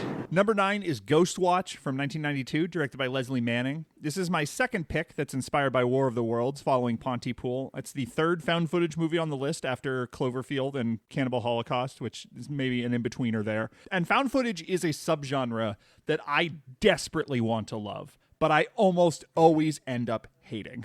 And that's because I really adore when there's a really well-observed, accurate, faithful simulation of documentary. And the thing about documentaries is they are works. They have directors and writers and editors. They don't exist as portholes into reality, but they are manufactured, sculpted, biased depictions of it. And so many found footage movies, even the ones that are beloved, they don't actually have the integrity to worry about the details of documentary filmmaking. It's usually just an excuse for a low budget, and they're more than happy to cheat all the time. You'll get camera angles that wouldn't exist. You'll get characters filming things they wouldn't film. You'll get things picked up on microphone that you'd never actually be able to hear. You'll get movies that use footage from like a million different cameras without thinking once about who the hell would have edited it together and how they would have had access to like that one shot that's at a random ATM security camera for one scene. There's all sorts of shit like that just drives me insane when I watch found footage movies. But when they work, I really, really respond to it. And I feel like they work when the point of the format are those details. And if you aren't letting your audience suspend their disbelief that what they're watching is an actual document, then what you have done is create a horror movie with shitty camera work. and yeah. So many found footage movies are in fact just horror movies with shitty camera work. Ghost Watch is so effective because it was created by people who work in television, and it is produced like a TV special, and it has the actual TV cameras and the actual sets and even the on-air personalities who are in front of the camera. Yeah. They were really part of these typical BBC One productions. Everything about Ghost Watch feels ordinary. The premise is that you're watching a live TV special where a BBC television crew are going to spend Halloween night in a haunted house, getting the story from the family who lives there, soliciting calls from viewers about the supernatural experiences that they've had. And it makes sense as something that would exist. You look at it and you go, I understand why a television producer would greenlight this as like a live Halloween special. The way it's structured, the way that you can tell that they don't actually think a ghost is going to show up, so they've actually set about a half a dozen different places that they can cut back and forth to. Like you see the logic behind everything. You know, there's just like a whole bunch of different anchors that they cut between. One is inside the house, one is outside interviewing the crowd that's gathered to watch the filming. There's someone manning the phones. There's like a main host who's interviewing a ghost expert who has experience with this house, but he also interviews this like skeptic in New York. You just sort of understand, yes, this is a television production. It passes the bullshit test, and you are able to totally suspend your disbelief. If nothing happened that was supernatural, you still understand why someone would think this would be good television. Which brings me to the craziest part of this. When I say it's inspired by Orson Welles' War of the Worlds, I mean it's literally broadcast on the BBC as if it was live and actually happening. Which, as you might imagine, scared the shit out of a lot of people once it starts getting spooky and the ghosts actually do stir up. A lot of people got mad when this thing came out. Angry newspaper editorials had. It was like a whole thing. I don't think they ever aired it on television again, on British television. It has aired in America and a couple cable channels and stuff. But I will say that the way I first saw this was not on TV. It was theatrically. It was part of a horror movie marathon. So even divorced from the context of like I'm sitting in front of my TV watching a live TV broadcast, it was still a very terrifying movie. So when I talk about the scary moment in this film, it's less that there is like one brilliant gag or special effect or something, and it's more that the entire work is an act of brilliant filmmaking that totally allows me to suspend my disbelief. It just commits so hard to reality, and part of that is that it is such a slow burn for such a long time. It's not like, oh, it's a little spooky, and now it's a little more spooky, and now it really is just like kind of a dull ghost hunter show, and then the last 30 minutes, everything goes fucking apeshit. And when that happens, you are already just bought in. So the moment I'm going to be talking about is at the very end, where a presenter hears that one of the daughters has been is sort of trapped inside the crawl space under the stairs. And this crawl space has been presented as the sort of center of this evil. When we first arrive at the house, it's boarded up, and we've already heard the story about a man who locked himself in there with his 12 cats and hung himself, and then they ate his dead body while they were all trapped inside.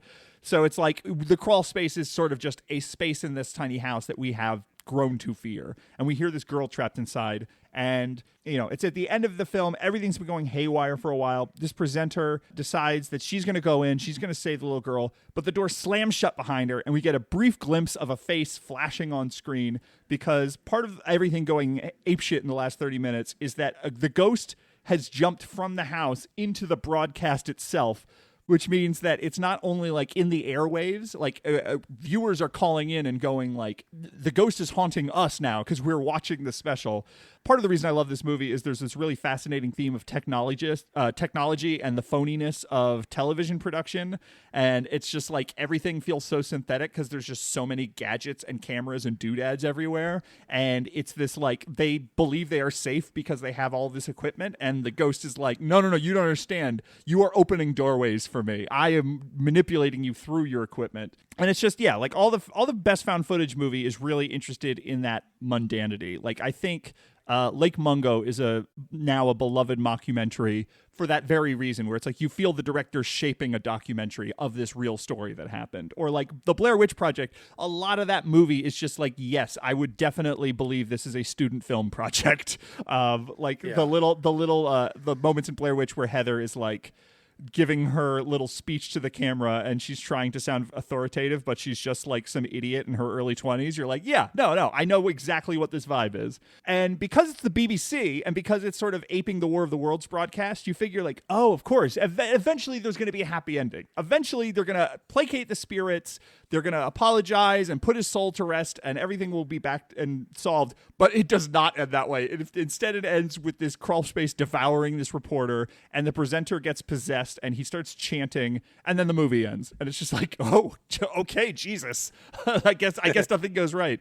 I love Ghost Watch. A scariest scene is like maybe a bit of a stretch, but like as far as the most scared I've ever been watching a movie, when I saw this in the theater, I was not prepared for how bleak it gets. This is one of those things that everybody's told me to watch like forever, and I actually had a copy of it sitting around, so I finally watched it just for this.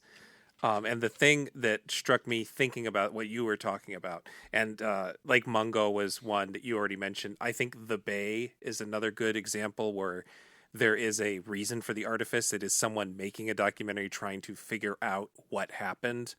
And it's what I talked about with Cannibal Holocaust, where I get pulled out so easily from found footage that even good ones, I don't vibe with them. But when they are set up like this, like a real document of some kind, and there's a reason for everything, it does help. Something that came to me is that I don't think George Romero gets enough credit for Night of the Living Dead doing something like this. Oh, sure. Of course Orson Welles deserves all the credit in the world for War of the Worlds, but Night of the Living Dead had real local newscasters, just reading off the news. And it was like a way of, that was the way people experienced the world in 1968, especially. And that's like a big attachment to the Vietnam War, is there's no mention of the Vietnam War in that movie, but that would be the way the audience would be absorbing the information.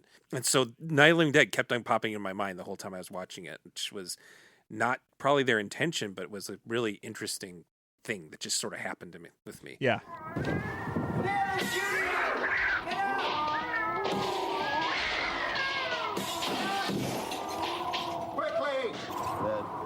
People are leaving the studio now. Number 8 is, rewatched it. I was thinking maybe I needed to make it number 1 because holy shit, I forgot. Number 8 is Seconds by John Frankenheimer from 1966. I think Frankenheimer, who is a highly celebrated filmmaker, is still underrated as far as his ability to just set a disorienting mood goes. We sort of talked about this in the previous episode when we brought up The Manchurian Candidate, which is not a scary movie, but those hypnotism sequences are very distressing, and they're so disorienting. And Seconds takes all of that to the nth degree. Oh, yeah. For basically its entire runtime. Mm-hmm. It's not a horror movie for its entire runtime. It's actually a very contemplative, like, who are we really? Kind of. This is sort of like a worst case scenario for someone who suffers from disassociation, because it's about someone who is literally not himself and how the concept of self is fluid. If I think on that too long, it's either the silliest thing I've ever thought about, or it's just this absolute nightmare situation where you don't know yourself. So the story is, which is based on a novel by David Ellie, it follows a man who's suffering his existential midlife crisis. He's played by Rock Hudson, and Hudson's casting alone would have been a real big deal back in 1966, just based on who he was as a very popular performer and like a man's man and all that stuff. This is before he was outed and had his AIDS problems in the 80s and stuff, which recontextualized him again. This was sort of a different recontextualization of Rock Hudson. And he stumbles upon this mysterious company known only as The Company that promises to fake his death and give him a new life, including major plastic surgery to make him look like a different person. Unfortunately, he also grows disenfranchised with his new life, which is by design artificial, prompting the company to take action. And so the scene I picked is basically the climax of the film, and he has put in a request to be reborn a second time. He gets a visit from this sort of mysterious head of the company who wakes him up in the middle of the night to express disappointment, but he does it with this sort of smile and passive-aggressive bad dad energy. He's also expressing disappointment in the corporatization of his company, which is its own little horror movie that we don't really get into, but there is this sort of capitalist nightmare thing going on too.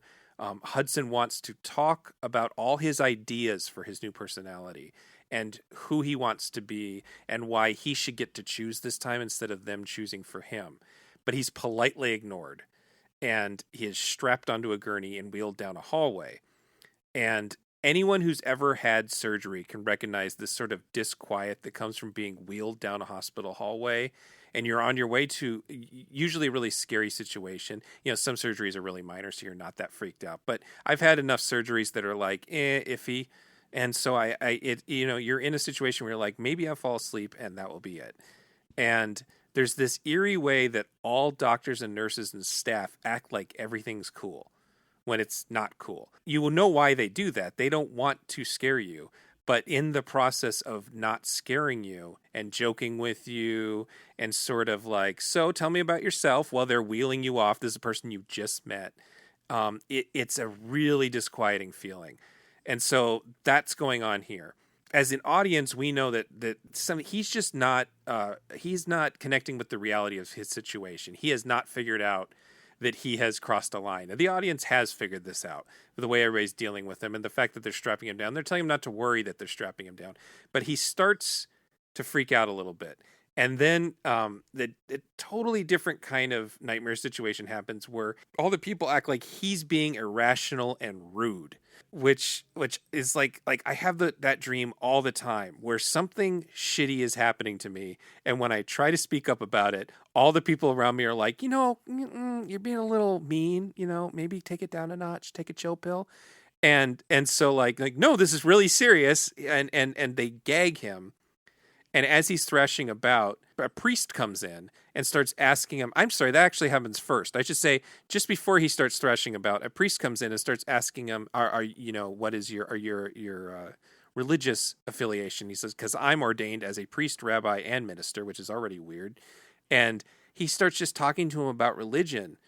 And this is another thing I've experienced being in a hospital before, where they keep asking if you want to speak to a priest. I don't know if this is everyone's experience, but I was in the hospital for a month one time, and I would just keep getting asked if I wanted to talk to a priest. And as a completely non-religious person, I thought it was really weird.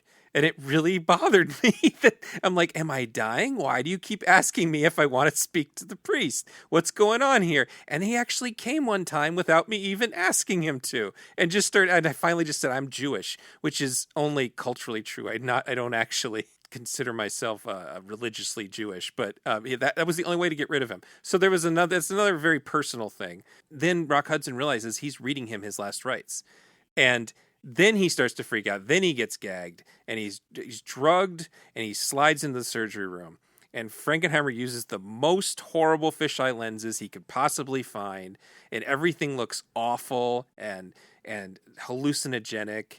And the surgeons are nonchalantly describing the mode of his death, because he's going to be reused as one of the cadavers for another person that wants to fake their death and be reborn. That's how you get out of the reborn program, is they kill you and disfigure you and use you as a cadaver for an accident. And so they're describing the way, I think we're going to do a car accident and he's going to have an injury here.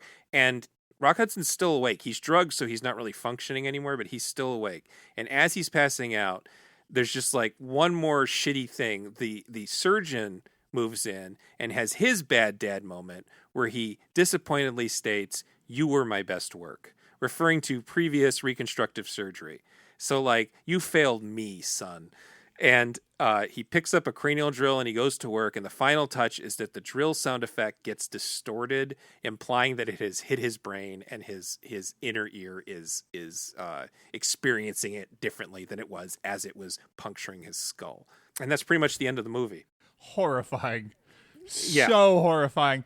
This is a movie that really captures it's very much like the setup is very Twilight Zone, but like, to its credit, it captures the thing about the Twilight Zone that really works, which is that like mid-century existential crisis of like corporate doublespeak, and all of the way that everyone talks about how everything is happening, and like you're the crazy one for thinking it's strange, is just like so unnerving and horrifying. And it's a subtle movie. It's a movie. I was so shocked when it was over, because I'm like, gosh, I thought there'd be more story. I thought there'd be more plot. I thought more things would happen in this. But like after it ended and I thought more and more about it, this was the first time I had ever seen it prepping for this episode. I was like putting these like pieces together, and I realized that it actually implies so much more than it tells you. And just the way it does it, it's phenomenal. But like, it's so upsetting and unnerving and disquieting for so much of it. And then like all of the visceral ways it is horrifying at the very last scene is just like a perfect payoff to that. Cranial drill.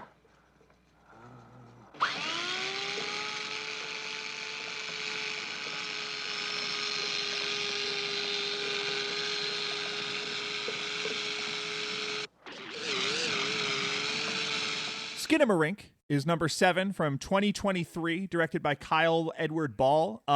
It's at number 7 because I already think, oh, maybe it's only this high because of recency bias. It's a movie that came out this year. But I did want this list to accurately reflect the most scared I've ever felt watching movies. And I have never in my life been more scared in a movie theater than I was watching Skinamarink. In many ways, it was like this ideal viewing experience. I was in the third row. I was a little sleepy. It started at 9 p.m., and it was very easy for me to just sort of sink into my seat and become absorbed in Skinamarink's really specific rhythm. Now, I've included a number of films that I think exist in the avant-garde realm, and I think this has like one foot in that world. This is not Outer Space or Landscape Suicide, but this is a movie that sort of draws upon stuff like that for its scares. And like something like Outer Space, it's like the very fabric of the movie itself is part of an expressive layer of cosmic horror. It's a low-budget movie shot in the 2020s, so naturally it's a digital film,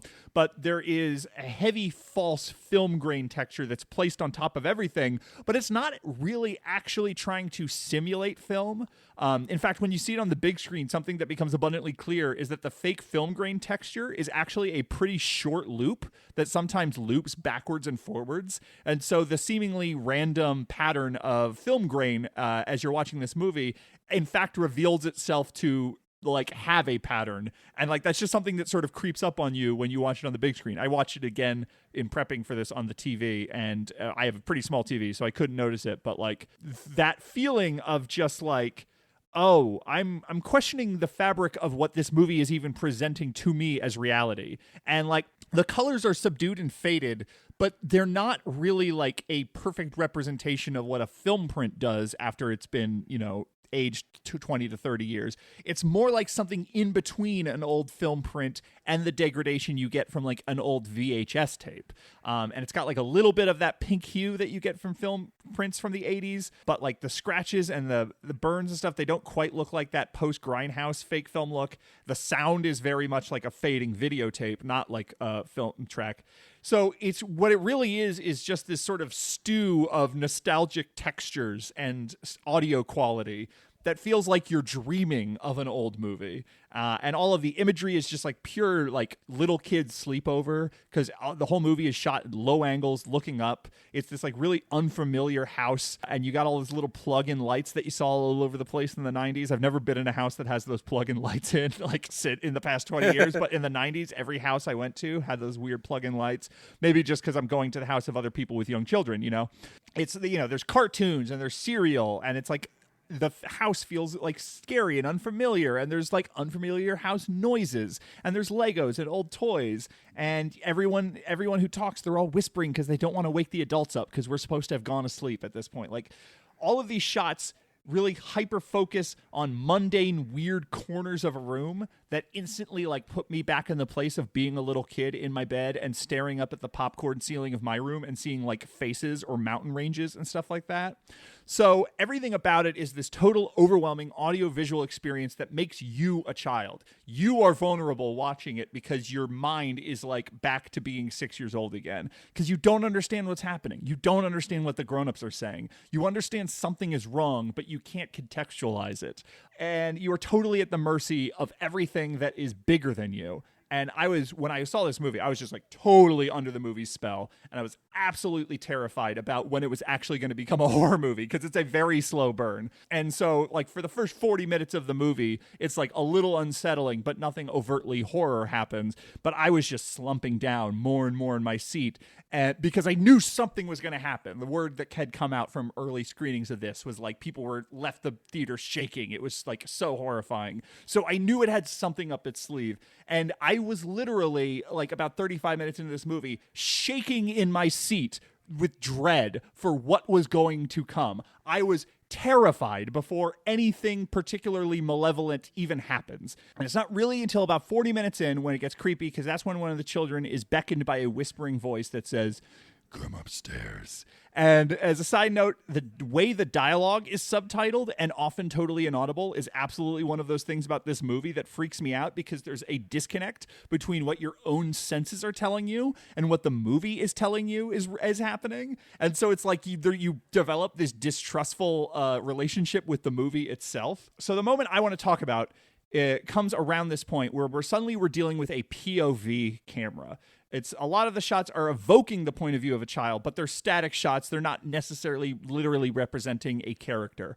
But this shot is literally a POV shot tracking this child walking up the stairs and into the parents' bedroom. It's all excruciatingly slow. The door slowly opens. It's incredibly dark inside. It's all dark blue and shadows. You can barely make out the figure of the father in his pajamas, totally motionless, sitting on the bed, and he's turned away from the camera. And there's something wildly upsetting about this body language. It's like this posture of someone who just murdered someone and is sitting with it. There's something like totally defeated and horrible about just the body language of this figure. And the boy slowly comes over to his side of the bed, but the frame, he gets close enough that the frame actually cuts off the top part of the father's body. So you just see his legs, and you see this dark, inky void underneath the bed. We were talking about the dark, inky void of Jacques Tourneur. Here's another movie that owes credit to Jacques Tourneur, because that space under the bed is like the most fucking haunted space in a movie ever. And you hear that father command in the same whisper, "Look under the bed."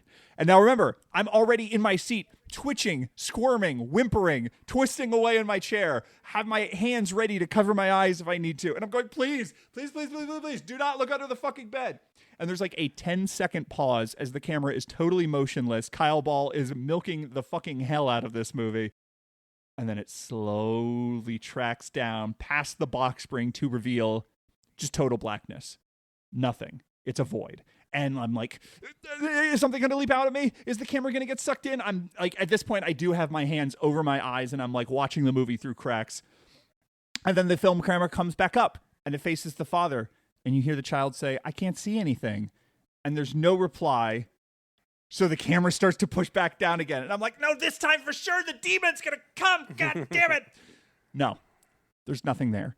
And the camera comes back up, and it looks across the bed to see the mother facing away from the father, away from the camera, her head slumped down, totally motionless. Again, toxic, horrible, upsetting body language, just terrible image. There's like an implied domestic turmoil here. It is all bad vibes. It is like, is this the moment before they tell you they're getting a divorce, or like worse? It is like you walk in on your parents screaming at each other, and suddenly you're 6 and you don't feel safe. And that is the thing about this movie. It makes me feel unsafe as I'm watching it, because I am that little kid again. It is so fucking upsetting. And then the camera pans back to where the dad was, but he's gone. And you hear the mother call to the child. You hear her say, "Kaylee," and the camera very, very slowly, everything so slowly, the suspense building up so incredibly, pans back to her. You can't even see her breathe. As far as I know, the way they did this movie, they could have used a still photo. She is so totally fucking motionless for so long. And she starts to talk, but the thing is, when she starts to talk here, it's not subtitled. So you're actually like really leaning into your TV or to the screen or whatever, and you're trying to figure out what the fuck she's saying. And she says something like, your father. And then there's the sound of books falling or some like kind of clattering noise. And you're like, no, keep going. What? What is happening? My father, what? And then the camera pans over to a closet door. Nothing. No sound. It's just a void. Pans back to the mother. And then after a long pause, she goes, "We love you and Kevin very much," which is like very much something a parent says before they do something terrible. And then you hear Kaylee again, another long pause. And then the subtitles are coming back when she's talking. But they're coming back in a slightly fucked up way. They don't appear on screen the way subtitles normally do, because she says, "I need you to do something." And the "I need you to" part is centered to the left in a way that you're like, oh, the subtitles aren't done filling in, which is not the way subtitles have ever worked in this movie. So again, it's just like the very fabric of the film, the language of cinema, of how we understand these things to express meaning, he's fucking with that. And it's very like cosmic horror. And then what she says next, it doesn't sound like "close your eyes," but the subtitles say "close your eyes." It sounds like she just says "cow." Like, so we get this like brief moment where "close your eyes" kind of animates on screen in a way that you haven't seen any of the subtitles animate yet. And you know for a fact that that's not what she said. So something is lying to you. And I'm like, no, fucking Kaylee, please do not close your eyes. I was in physical discomfort. Like my calves were tensing up so much that I had a Charlie horse in the middle of the night after I got home from this movie. Like I was in physical pain after watching this movie. And then she says, "Please." So Kaylee does. And when she opens her eyes, her mother is gone. and the camera pans back over to the closet, and you hear the mother whisper, "There's someone here," but that isn't subtitled. You know that you can hear her say there's someone here, but that part isn't subtitled. So now it's like you're working out this system where you're like, I think when the subtitles are on screen, that's a lie, and I think what I can actually hear is the truth. But like, what is lying to me? Who is lying to me? What force is at work here? And then you hear this loud crunch, and you hear breathing, moaning, and crunching, and suddenly there's just like this really abrupt, loud tone. Like, it kind of sounds like an audio-visual tone, like a dead channel or something you would hear at the very end of a VHS tape. It doesn't sound like it's being generated by any physical object or anything. And then there's a jump scare where you hear a sharp, loud, abruptly cut off scream and something reaching out of the closet. And there's like a frame where it freezes and you can see like the end of some sort of appendage or something. And then it cuts to white, and then you're back downstairs again and there's cartoons playing. And it is the most scared I have ever been in a movie theater. Every single step of it is perfectly designed to disorient you and to upset you and to further provoke you, you little fucking toddler. You don't have any control. I'm the one in control here. And actually, like, I have to say, like, this isn't a movie I love. I think when it does come time to pay off all of the tension, I think it falters a little bit. And there's one jump scare in this movie that I'm not going to spoil it because it is a new movie. But there's one jump scare in this movie that made me so fucking mad because it's so lame and cheap and corny and embarrassing that, like, it ruins the entire last 20 minutes of the movie for me. I was sitting in the theater watching this going like, I think this might be one of the greatest horror films I've ever seen. And then this single jump scare happens and I go, actually, I think maybe this is kind of shitty. Like, it was unbelievable. And like, after rewatching this, I think it doesn't bother me as much, but I still think it's like a really crappy jump scare. And if you edited that 3 seconds out of the movie, this movie I would like it substantially more. So it's like, it's not a movie I want to say is like, you don't understand, it's a masterpiece. Like, I think it tries things that it doesn't succeed at. But for the most 45 minutes to an hour of this movie, it's like the most scared I've ever been in a movie theater. It's the most scared I've maybe ever been of any horror movie, except for one specific instance, which is when I was 10, for some reason my mom let me buy Halloween on VHS from Suncoast Video with a gift certificate, and she said, okay, but don't watch it during the weekday because you're going to have nightmares and you won't get a good night's sleep for school. Wait till the weekend to watch it. And I said, sure, Mom. And then what I did was I snuck down in the middle of the night. All of our bedrooms are upstairs, so I snuck downstairs and I got right in front of the TV and I turned the volume low and I basically hugged my TV watching Halloween. And the first moment where Michael Myers is watching the babysitters and he steps out from behind a tree and there's a stinger, I got so scared that I turned off the TV and I ran over to the couch and I put a blanket over my head and I stood there motionless for like 2 hours, knowing that if I got out from under the blanket, Michael Myers was going to get me, but knowing that if I made a sound, I would get in trouble for sneaking down in the middle of the night to watch this movie. So I was like totally trapped. I didn't know what to do, but I knew I was about to die or get in trouble.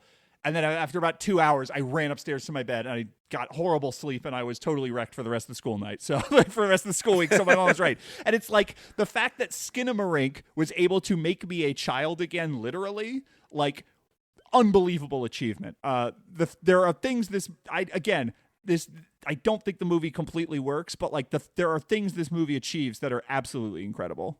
Yeah, I think it requires an emotional commitment that when I watched it, I didn't get. Absolutely. And I am someone who does watch a lot of slow cinema, so I have a wavelength that I can just like set my brain to that's like, I am going to settle into this and I am going to observe how it affects me rather than wait for the next thing to happen, because for all I know, it's a Simon Liang movie. Maybe nothing will happen. Yeah, it would definitely, be in the right mindset to see it, and then it will be like it definitely was a movie I 100% respected what it was doing and I really appreciated, but it didn't get me.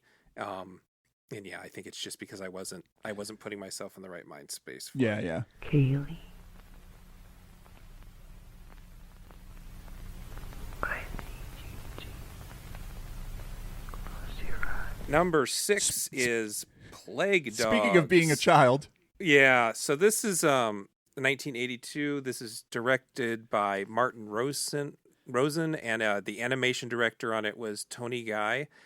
This is an British animated film. It is basically the follow-up to Watership Down, which was also directed by Rosen and based on another novel by the Richard Adams. Both are adult animated films about talking animals who aren't otherwise anthropomorphized. The plot of this one follows two dogs, a terrier named Snitter, voiced by John Hurt, and a lab named Rolf, voiced by Christopher Benjamin. They escape an animal research facility and are basically learning to de-domesticate themselves and survive while wandering the English countryside, as the people who run the facility are trying to cover up their seemingly illegal experiments. And so Watership Down is dark, but Plague Dogs feels more like an effort to one-up the sort of trauma dump that is Watership Down. And it's constantly crossing the line of good taste and into cruelty and bad taste. And then it will justify the choice with these genuinely perceptive statements and emotions heavier than like fucking supermassive black hole. And my favorite line in the whole movie is Rolf, who's the more jaded of the dogs, whose majority of his life involves him literally being put in water and swimming until he's exhausted and drowns, being revived, and then doing that again the next day. Basically the worst life you can think of for a dog. And they come across these animal research atrocities, and he mutters to himself, there must be some reason for it. It must do some sort of good. And it's just like the line for this movie that, again, keeps overstepping into bad taste, but it has this genuine quality about it that makes it work. Like Watership Down, the filmmakers lacked the Disney budget, but they used that to their advantage by blending this sort of painterly reality of the backgrounds with really simple cell animation work that is designed to look like real dogs, not caricatures of dogs. It will be off-putting for some viewers, just the way it looks. I will say that. But anyway, there's this. This is not the scene. This is not the scariest scene. But to give you an idea of what this movie's like, there's a scene that was deemed too disturbing for the U.S. release, where a hunter tasked with killing the dogs falls off a cliff and then is later partially devoured by the dogs, who are starving to death. And you can only see this in the longer director's cut. But for me, the showstopper is an earlier scene where a different hunter, who is just out doing his thing, accidentally shoots himself in the face. And the violence is largely implied. There's a pretty bloody shot of a man holding his face as he collapses. So what makes this scene disturbing is this sort of mix of the shock of someone shooting themselves in the face. It's sort of a jump scare, but it's really the emotional gut punch, because the hunter is treating the dogs with kindness, and he dies in a freak accident while trying to pick up one or approach one of the dogs. And the event breaks Snitter, who up to that point, he's had some sort of surgery done to his brain. So he's sort of schizophrenic or something. And he is up to this point convinced that he will find a new master and live a happy life. And as the audience, we don't care about the man. We just met him. He literally has no face even before he has no face. We care about how his death will affect the dogs. And after this happens, Snitter starts to believe what he's being told about him being cursed and them being the quote, the like plague dogs. The title is really that the facility puts out the claim that the dogs are carrying the plague to prevent people from approaching them and figuring out what they've actually been doing. But anyway, there are a number of traumatic movies I've valued and opted never to revisit, but for some reason, Plague Dogs isn't one of them, and I keep rewatching it, despite it ruining my day every time I do. But it's so good and singular and overwhelming that I just sort of conveniently forget that it's a painful ordeal, and then I watch it again, and I don't know what's wrong with me, but there's just something about it. There's an emotional commitment to Play Dogs that is very admirable in a way that other upsetting movies on our list have not been so human. Despite being about dogs, like, it's a very human movie and very empathetic. And I will say, like, even as someone, I grew up, my parents had allergies. I never had pets. I never had a pet. All my experience with dogs is like they tend to just bark at me and bite me. So I don't like dogs very much. And I've never empathized with an animal to the extent that like I really make an emotional connection. So it's often like a thing where people go, oh my God, It was fine when in the horror movie when the people were dying, but as soon as the dog got it, I turned it off. It was too much for me. It was too upsetting. And that always is like wild to me because I'm like, I don't give a fuck about they're dogs. Like they're not people, whatever. Plague Dogs was just like, well, guess what? Checkmate. Even you are going to be upset by this. Literally the opening sequence of this movie was so horrible. The first time I watched it was prepping for this, and I was genuinely impressed by how overwhelming the whole thing was. Come on, boy. Come on. That's it, fella. Come on, up we go.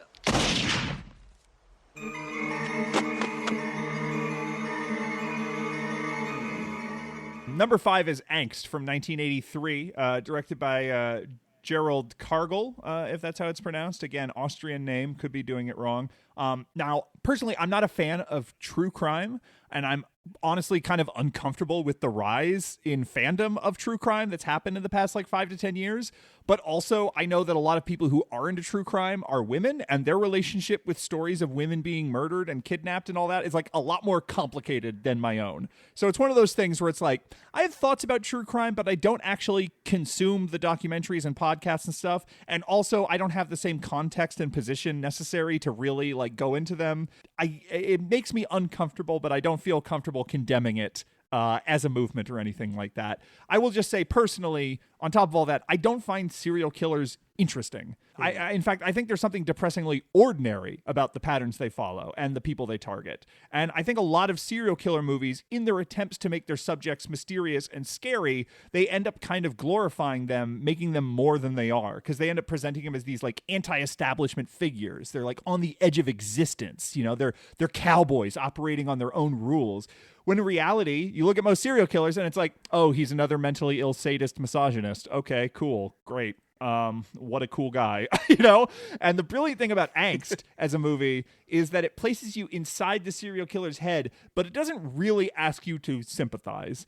In Angst, serial killing is not a Baroque vocation. It's not a mystical calling. It's just a pathetic addiction. Its depiction of real-life murderer Werner Kaisneck, again, probably mispronouncing that, and his real crimes, it makes him seem more like a junkie than a genius. His crimes are simultaneously extremely horrible and detailed and upsetting, but it never seems like he is achieving something or you're witnessing some kind of great event.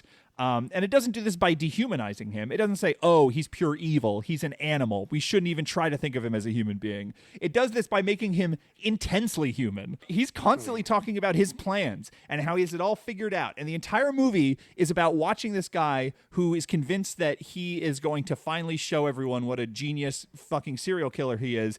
It's just about him screwing up. The entire movie is about him making mistakes and needing to improvise his way out of them. And it's a movie I could talk forever about. I think it's really brilliant on a lot of different levels. And it's every bit as provocative as any Michael Haneke movie, but it also has the bravery to be full of weird energy and humor as well, instead of being sort of shut off and cold the way every Michael Haneke movie is. Well, I mean, I think Funny Games is a movie that is more on the level of Angst in that way, but most Michael Haneke movies.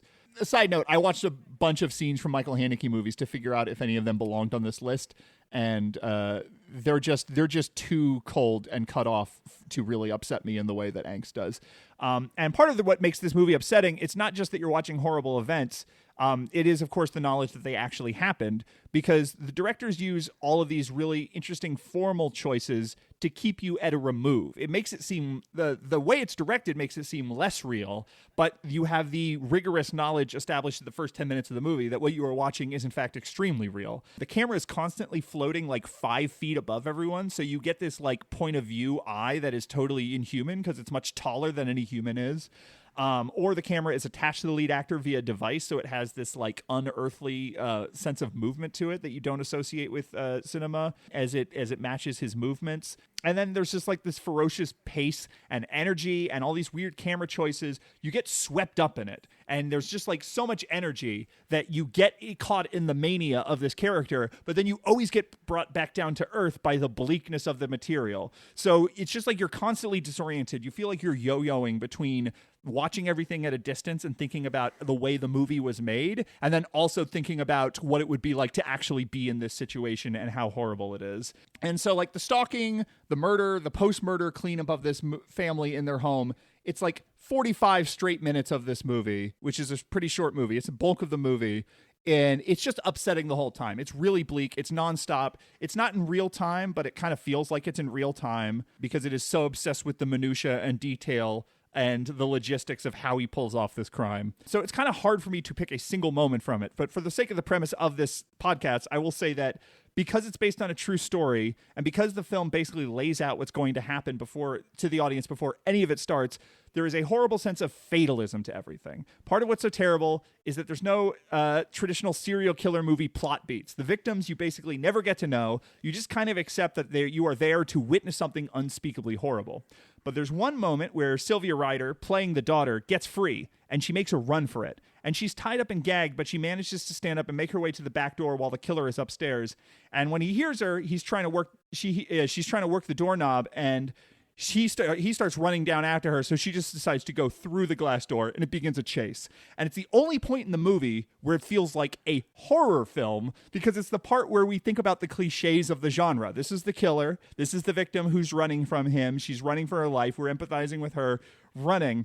It's man with a knife chasing a woman in the night. It's a fucking slasher movie. For 15 seconds, it is a slasher movie. And it's this like, it is the scene in Funny Games where the mom blows one of the kids away and he gets the remote and he takes that away from her, where it is this like moment where you get this relief from the unrelenting terror of everything because finally you recognize something as ordinary. Finally you recognize something as generic. And so little else in this film is. And then, of course, it's immediately taken away from you when she's tackled to the ground and stabbed again and again and again. He's stabbed like 15 times, and there's blood spraying everywhere, on the walls, on his face. And then he starts drinking her blood, and that's the final murder in the movie. And it's so terrible, and it's so horrible, and it's so graphic in a way that the other murders weren't. And it's much more terrible because it comes right after them taunting you. You know what this movie is when you sit down to watch it. You know that in agreeing to sit down and watch a movie like this, you were agreeing to watch these things happen, but there's part of you that's like, but what if she gets away? And it's like, no, that's not the movie you signed up to see. You're watching Angst. It's a fucking incredible movie. Yeah, I mean, just visually so compelling and intense. And if there was an action movie shot the exact way Angst is. Have you seen John Wick 4 yet? No, I haven't seen John Wick 4 There are yet. scenes in John Wick. I didn't put this together, but there are scenes in John Wick 4 where the camera is specifically doing Angst shit, and those were actually the scenes in John Wick 4 that I was like so excited and like, this movie's great. Yeah. Yeah. I mean,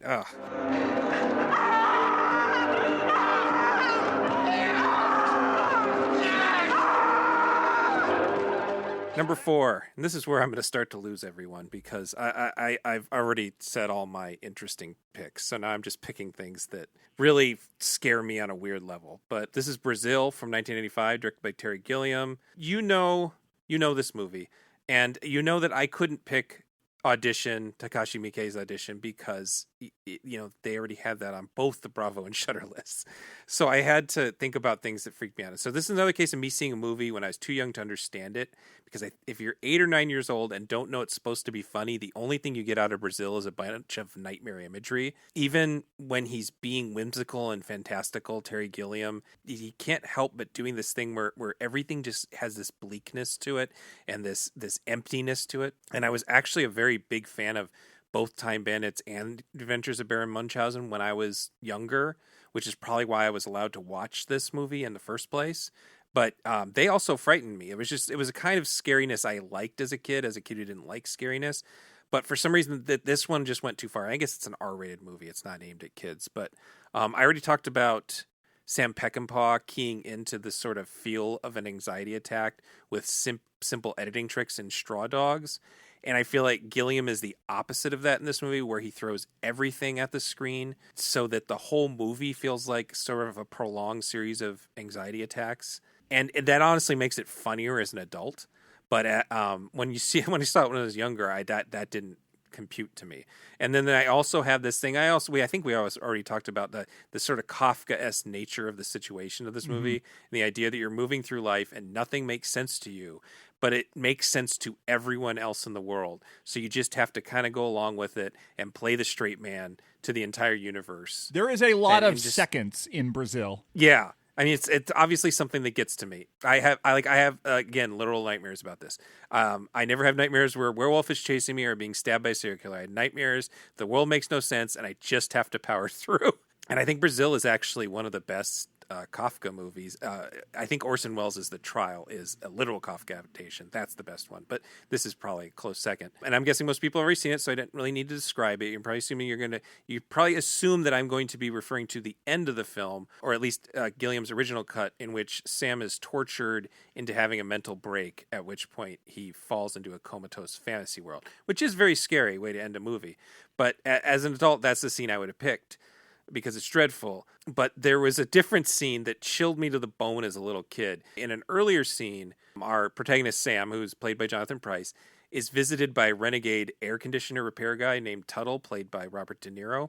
And the joke, which is a very good joke, is that society is so tied up in overbearing bureaucratic tape that it's impossible to get anything done, and the only chance you have to get your AC fixed is if a criminal breaks into your home and fixes your AC for you. And so then in this later scene, the scene I'm talking about, De Niro has returned after Sam's house has been repossessed. He switches the oxygen tubes in the hazmat suits of the guys going through his house with septic system, so it fills their suits and they explode into shit, which again really freaked me out as a kid, and as an adult that's like a really childish joke. But De Niro achieves this, helps him, and runs into the night to do more good.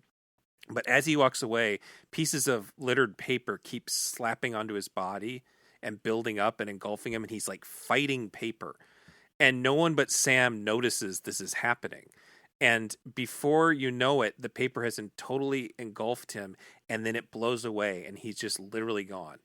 And it's silly, but it's so bleak to me that the only hero in the entire world dies in a way that doesn't make any sense. Just when Sam and the audience have gotten a handle on how this world works, and there's this like ray of light that says, you know, there's ways around these systems that are oppressing you, and instead this nonsensical thing happens where the one hero is taken away in this insane way, and no one else even notices it's happening. And so even though that scene doesn't scare me as much as it did as a kid, the concept behind it I think is actually very terrifying. Yeah, I saw this in just like my senior year of high school, like 2005 or whatever, and I feel like maybe in the past 20 years, this has fallen out of the art house canon. I feel like I don't see people talk about this movie as much as they did when I was a teenager. But like this was a movie that was like had a very well-respected Criterion release. It was like one of their really nice packages at that time, where they had all the versions of it, the theatrical, even the fake cut that never got released, but like what Hollywood wanted to do with it. And like, so when I saw this, I was very much prepared for like, yes, this is going to be a great film, but this is also when I was like taking film class in high school. And so like my first thought when I saw this movie was, oh, that's what mise-en-scène is. Because this movie is so overwhelmingly anxious every frame, and it's purely through mise-en-scène. It's purely because every single frame is just fucking littered with so much detail and overwhelming like little bits of action and things going on that you can't focus on anything. Like you can't settle down because it's just way too claustrophobic and frightening. And so like this is a movie I think is quite frightening, even if it's not traditionally thought of as like one of the scariest movies.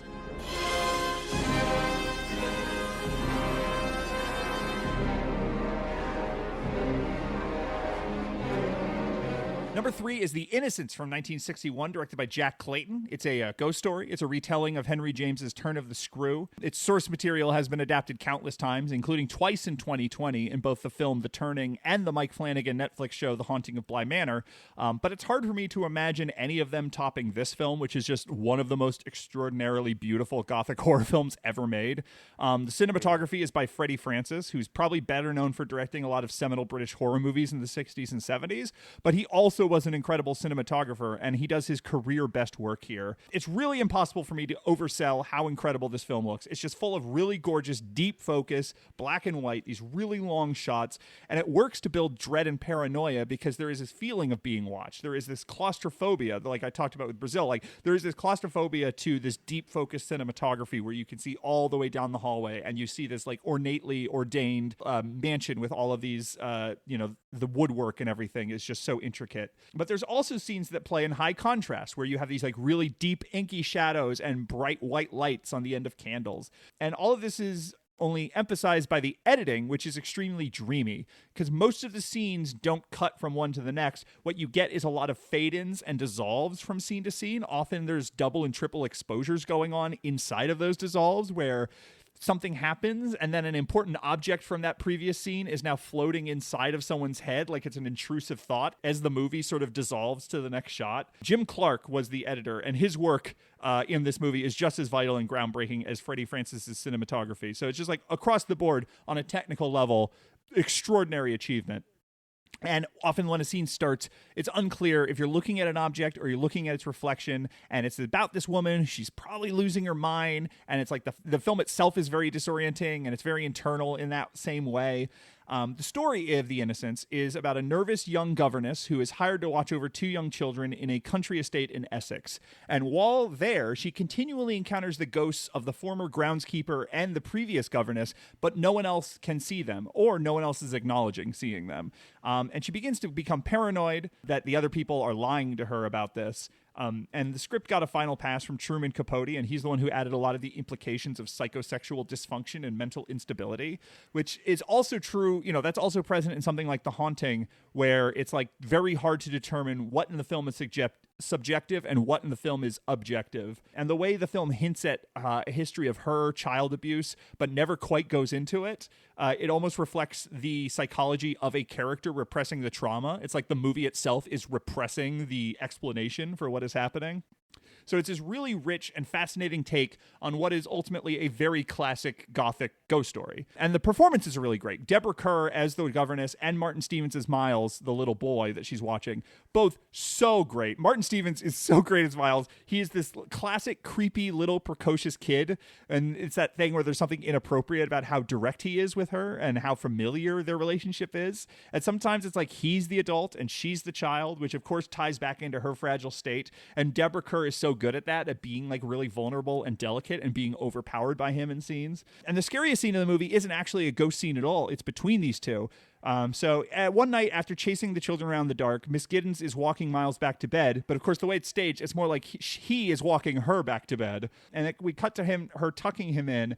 And he has this really creepy monologue about how he wanted to, be up in the middle of the night running around because he wanted to be bad for her, because it was more exciting for her to raise a child who's bad. And there's this like really it's the dynamic between the two. It's never made explicitly sexual, but the look on his face and the way he talks about it implies like, I want to be the bad boy. I want to sexually excite you with how willing I am to be bad. It's this really inappropriate relationship, but in ways that you can't quite put your finger on. So you, as an audience member, are kind of as off kilter as she is. And as she's tucking him in, she finds one of his pigeons dead under his pillow. And she accuses him of hiding it. And he goes, "Oh, I was merely keeping it warm." And it's really clear that someone broke this pigeon's neck. And it's very obvious that it had to be Miles who did it. And she can't bring herself to actually ask him, "Did you murder this pigeon?" Because she's too scared of him. And she fears him to be a sociopath. She also thinks maybe the ghost of the groundskeeper is possessing him. But it's like earlier we already saw him get expelled from school. So it's like you don't exactly know what happened there either. And it's like, is this kid a sociopath? Is he a psychopath? Is this a murderer? And there's this incredible close-up where she holds the pigeon's body and you see his finger reach out and stroke it. And it's like the body of the pigeon is not necessarily overtly phallic or vaginal, but there is something very sensual about the soft texture of its feathers and the sumptuous way that has been lit by Freddie Francis that it turns into this really perverted sexual moment, his finger stroking this dead bird. Really fucked up. That a bird he probably killed for no reason. And she's kind of stunned at the whole thing, and she doesn't know know how to proceed with the conversation. So he leaps up and he exclaims, "Kiss me goodnight." And we go to this extremely tight close-up as he kisses her. And it's this closed-mouth kiss, because it's 1960, but it goes really long. And you see her eyes in this shot, and her eyes are wide and panicked as he's kissing her. And it's nothing really, again, that crosses the line sexually. It's not like, oh, I can't believe the filmmakers went this far involving a kid in the scene. But it just feels so wrong and unnerving. And the way she's panicking, but she's also like, she's the adult, but she's not pulling away. It's like she doesn't feel about this. There's like the implication that like maybe she's getting aroused by this. Maybe she is sexually attracted to this child. Like maybe that's part of her, psychology, and part of how she was messed up as a child is that now she is sort of projecting these sexual desires as an adult onto this child. It's really upsetting, like 5 seconds as they kiss. And as he parts and pulls away, we stay on a close-up of her mouth, and she's kind of panting and breathing heavily. It's a very post-coital kind of moment.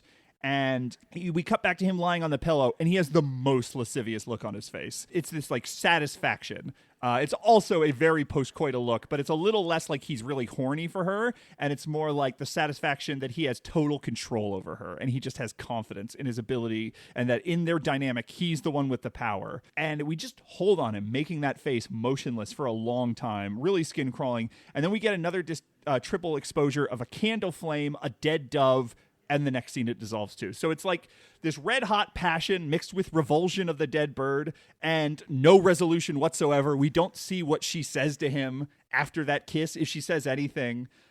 We are just sort of forced to linger in the awful, awful feelings of it. It's a really, really scary gothic ghost story, but like the scariest part of it is, of course, the inner psychology of the people involved in it.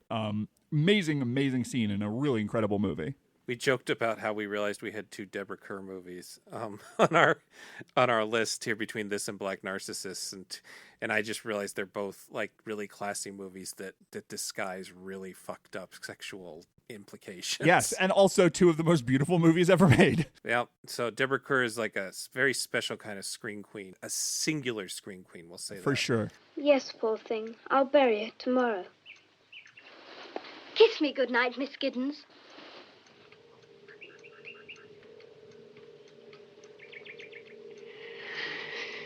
Number 2 is also mine, just so I did 51 of the choices. Gabe did 50, so Gabe is going to get the number 1 slot. But my number 2 is Targets from 1968, directed by Peter Bogdanovich. And it is my opinion that Targets is every bit the masterpiece and every bit as groundbreaking and confrontational and political and ferocious and singular a directorial debut as Night of the Living Dead, which came out the same year. And there is no argument that Night of the Living Dead was more influential. And I don't know a lot of people who would claim that Targets is as fun to watch as Night of the Living Dead. Mm-hmm. But every time I see Targets, I'm totally gobsmacked at what complete vision it has. It's totally uncompromising. It's totally unrelenting. It's ostensibly about 2 dual storylines happening at the same time. One features Boris Karloff playing a fictionalized version of himself. He's this aging horror actor who wants to retire because he feels that the gothic horror movies he's associated with are no longer relevant. The other follows Tim O'Kelly playing Bobby Thompson, who's this clean-cut suburban young man who lives with his family, he works as an insurance agent, and he has an uncontrollable urge to grab a bunch of guns and kill as many people as he can. Obviously, in 2023, we're very familiar with mass shootings and the kind of people who perpetrate them. But in 1968, the culture was very different, and Bogdanovich was not reacting to incel white supremacist radicalized by the internet. He was responding to Charles Whitman, the man who killed his mother and wife and then went on to kill 16 people and wound 30 others when he assumed a sniper position at the University of Texas in Austin. And I've seen it written that this film is also a reaction to the murders of Martin Luther King Jr. and Robert F. Kennedy in 1968, but it was actually made before those murders. And it came out a mere 2 months after Robert F. Kennedy's murder. So it's really just like has its finger on the pulse of the culture more than is a direct response to those things. And not even just that culture, but like the way culture went. It's kind of crazy. Absolutely. But it's also like, it's not merely satisfied with being a realistic depiction of a horrible true crime like Charles Whitman's. It's also this really complicated treatise on the death of classic Hollywood and violence in American media and Vietnam. And it's really mournful of the death of classic Hollywood, and it's more mournful of the death of like a more naive time. But at the same time, it's like totally clear-eyed that time is gone forever. There's no way it's coming back. When you look at Boris Karloff saying his movies are no longer relevant, we as horror fans might go, oh, come on, Boris. Like, no, those are classics. We all would, 50 years later, we're still going to watch them. But like, as far as the actual prevalent culture is, he's absolutely right. That was dead. 1968, the Gothic horror was dead. And all the people who were making those movies had to scramble to figure out how to make them relevant again. You can make the argument that never happened. That Gothic horror after the 70s, like, never really went back to being as culturally relevant as it was before then. So as you watch Bobby Thompson in this movie, you know he's disturbed, you know he's going to snap, but there's really no telling when. Until one morning, you get this really blood-curdling sequence where he shoots his wife, he shoots his mother, and there happens to be a young boy delivering groceries to the house, so he shoots him too. And it's like, it's very matter-of-fact the way it happens. It's very plain. It's very unemphatic. You're just following him through the San Fernando Valley house as he murders these people. And the sequence ends on a close-up of his note that says he's killed his mother and wife, and he's going to continue killing until he is caught or killed himself. Which is like, immediately, it's a horrible way to build tension and anxiety, because we just watch a really upsetting scene of murder, and when you end the movie with the camera on the close-up of this note, what the filmmaker is saying is, you haven't seen fucking anything yet. And it's true, because the next scene is the actual scariest movie moment I want to talk about. It's where he makes good on his promise by going to a chemical plant, and he climbs up to the top of a tank where he has a clear line of sight to the highway. And he's got these 2 big duffel bags with him, and you watch him set up all these guns. He's got like 5 pistols, he's got these rifles, he's got all this ammunition, and he also has a bottle of Coca-Cola and a sandwich. And it's like, instantly it's like he's a fucking child. Like, it recontextualizes these weapons as just like, these are his toys. Like, he brought his toys to school, that's his little sack lunch, and it's just, he's in his element. He is like the happiest he will ever be in his entire life, is on top of that chemical tower with his little sick fantasy right in front of him. Every passing car, it's like a buffet of people he can murder. And like, that realization that you are living in his fantasy, and it's not like a lot of movies about snipers or killers or whatever, it goes back and forth between like, there's the police detective who's trying to stop them, and this is the sequence where it would be like, oh, it's a race against the clock. Is Dirty Harry going to get to this guy before he does his, commits this horrible crime? And this isn't that movie. No one knows he's up there. He is totally in his element, and there are no obstacles in his way, and he has a freeway in front of him, and he has several high-powered rifles, and he's going to do whatever it is he wants to do. And the thing about mass shootings is you can't avoid them really 100% unless you just never leave your house. There's nothing any of the victims in that car did wrong. It's all pure wrong place, wrong time. There's no like, oh, if they were only more careful. It's like, no, they are just fucking driving to work or whatever, and then they no longer exist when he shoots them.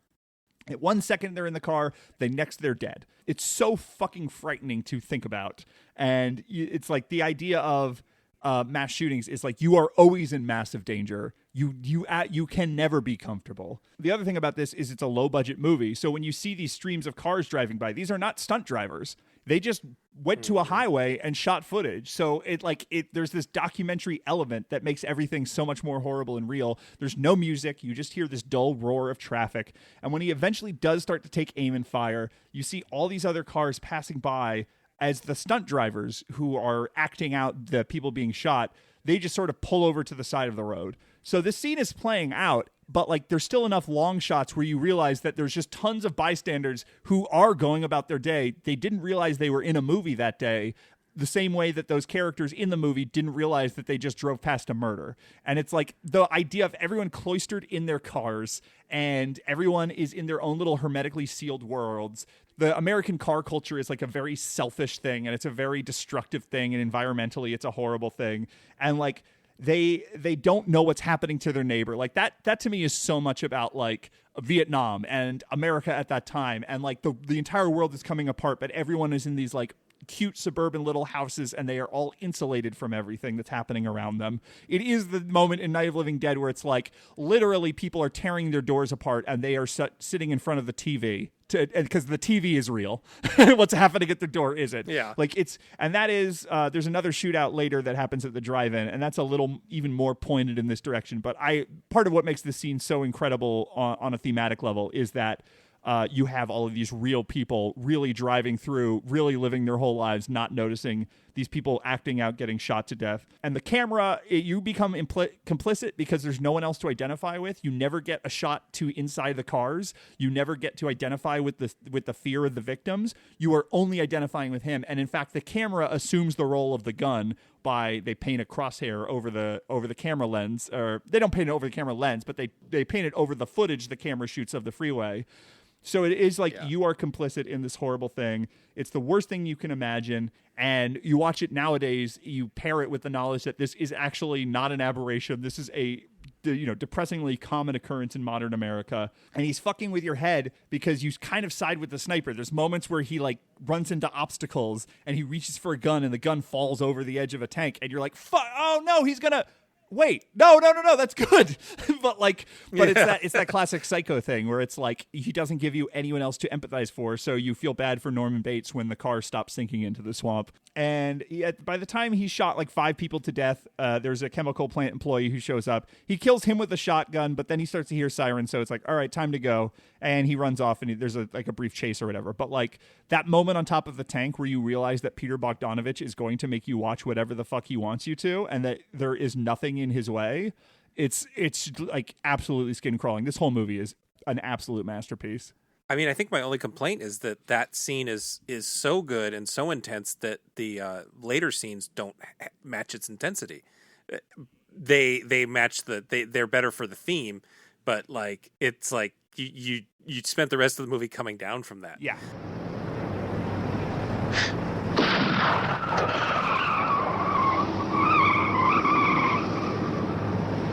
All right. Well, there's literally thunder in the background as I disappoint everybody with the number one scariest movie moment. This is from 2001: A Space Odyssey from 1968, directed by Stanley Kubrick. So this is the hardest one for me to explain, and I almost just didn't do it. But Patrick assured me I should be honest, and I know that people will be upset. So on the most basic level, I find everything about 2001 frightening because it thrives on how inconsequential human beings are. Mm-hmm. And we have no real control over space. Alien beings are so far beyond us that we can't possibly understand them. And even the machines we make to help us understand them will eventually surpass us and see us as stupid children. There are other movies that do these things and do them with more focus and maybe do them better, arguably. But I don't think they do all three, and I don't think they do them in such a cold fashion. And for me, Kubrick's coldness is something that disturbs me throughout his movies. And I think it's more effective here because as a scare tactic in The Shining, yeah, it's scary. But in this case, it's not necessarily even made to be scary. There are very few points in this movie where I feel like Kubrick's trying to be frightening or even suspenseful.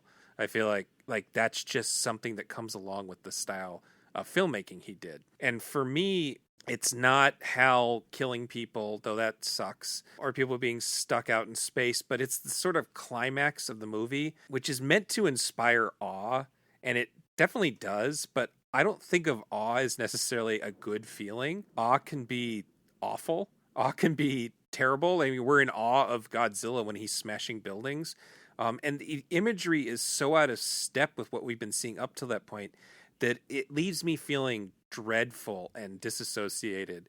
So the movie ends with, it's sort of hard to describe if you haven't seen it. I'm guessing people have seen it, where sole survivor Dave is going through the field. I can't remember what they call it. Shit. Stargate can't be it, right? Well, we'll call it a Stargate. How about that? He's traveling beyond. And so it starts out with just this sort of stuff happening, but like the way the music is intense and the way that Kubrick's cutting in still frames of his terrified face. And then we're sucked into this unfamiliar setting. It's like this really Baroque, or not Baroque, opposite of Baroque, this really starkly decorated house that's like a room that's like what an alien thinks a person might want to look at. And it's suddenly he sees his older self and he becomes his older self, and he is losing a sense of space and time and losing a sense of self, and then he becomes a floating space baby. And it sounds silly to say out loud, but it's so fucked up and sad that it really gets to me every time. And there's also the space shit. And I talked about the last one, that Event Horizon scares me not because of the demons and the hell, but the space shit, because I'm never going to go to space. But it's really this just like refusal to acknowledge existence as we understand it. And so, yeah, I don't know. I'm really sorry for the lack of climax here, guys. Just pretend I picked your favorite scary movie moment, even if it's already on the Bravo or Shudder list. But this is just something that every time I see this movie, it just absolutely just leaves me feeling empty and hollowed out inside. This is a movie I don't talk about a lot because it's just sort of like it's a foregone conclusion. No one needs to, hear me talk about, 2001 Space Odyssey, a great movie. But like this is an extremely affecting personal movie for me for all the reasons you're talking about. And I find it so upsetting and affecting.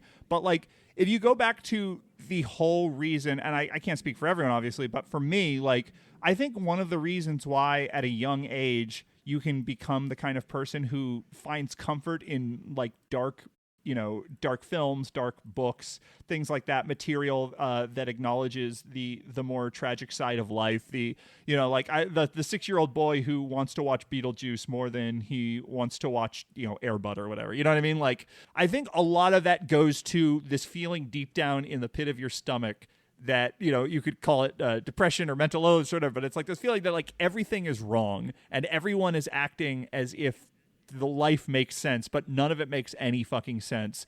And 2001: A Space Odyssey is honestly like a movie that I find comforting in the way that some of these other horror movies I've talked about, like Carnival of Souls, I find comforting because it is a movie that accepts the world as I understand it, and it's like my terms. It operates on my terms in a way that so few Hollywood movies do, and like my understanding of like what it is to be a human and like what the limitations of meaning to being a human are and all of these things like are just like that is the I mean, I don't want to say that is the thesis of 2001: A Space Odyssey. It's a multi-villain film. There's a lot of things going on, but like I find it overwhelmingly scary and upsetting and sad, and I find that comforting because it is upsetting and overwhelming and sad in the way that existence is.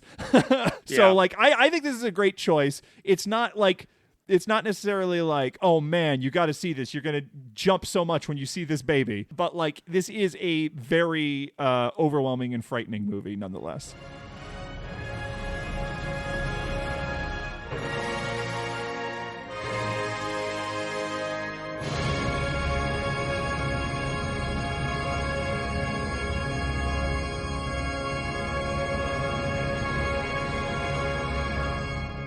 Hey, thanks, Patrick, for explaining this one better than I did, by the way. No, I agree with you. No. Thanks for justifying my silly choice here. That really saved me. I honestly I insisted that you go with this because I really do think like these are very subjective lists or whatever, and I think that if you just become the kind of person who second guesses your picks that are off the beaten path, then you're just making a list where you're like, yeah, The Exorcist, Texas Chainsaw Massacre, and that's like against the spirit of the thing. So I think it's a good choice. So that's the end. I hope everybody enjoyed it. I had a lot of fun doing it. Thank you for having me, Gabe. Yeah, and these all went on longer than we intended, but I think that in the spirit of it, people understood that. And I'll get back to normal length episodes shortly. And where can they find you, Patrick? I'm the co-host of a podcast called 96 Greers, where we are tackling every feature film with Judy Greer in the cast. We just released an episode on David Gordon Green's Halloween, and coming up, we're going to have an episode on the new film that she is the lead of, Eric LaRue, which, if you can believe it, is a school shooting comedy, kind of. Oh, fun. Yeah. It's something else. So that was a fun discussion. I'm also have a podcast, Tracks of the Damned, where I did commentary tracks for horror films. Haven't done that in a while. So check that out as well. Gabe's on a bunch of good ones. We did Hostel Part 2 and Martin. As usual, you can find me on the Genre Grinder Facebook, at Genre Grinder on Twitter. You can find me as Gabe Powers on Blue Sky now. We have Genre Grinder Gabe on Instagram. You can go to the Genre Grinder website for more reviews, which I'm going to try to, now that we're done with watching all this stuff, I'm going to really hunker down and get some good reviews out. And we have a Genre Grinder Patreon now that's just under Genre Grinder. And thanks again to everyone who contributes, except for Patrick. I'm the reason this went on so long, so I'm only contributing to your hosting fees. Yeah, exactly. I mean, Jesus. Anyway, so maybe we'll end up doing an addendum to this sometime, but probably not anytime soon.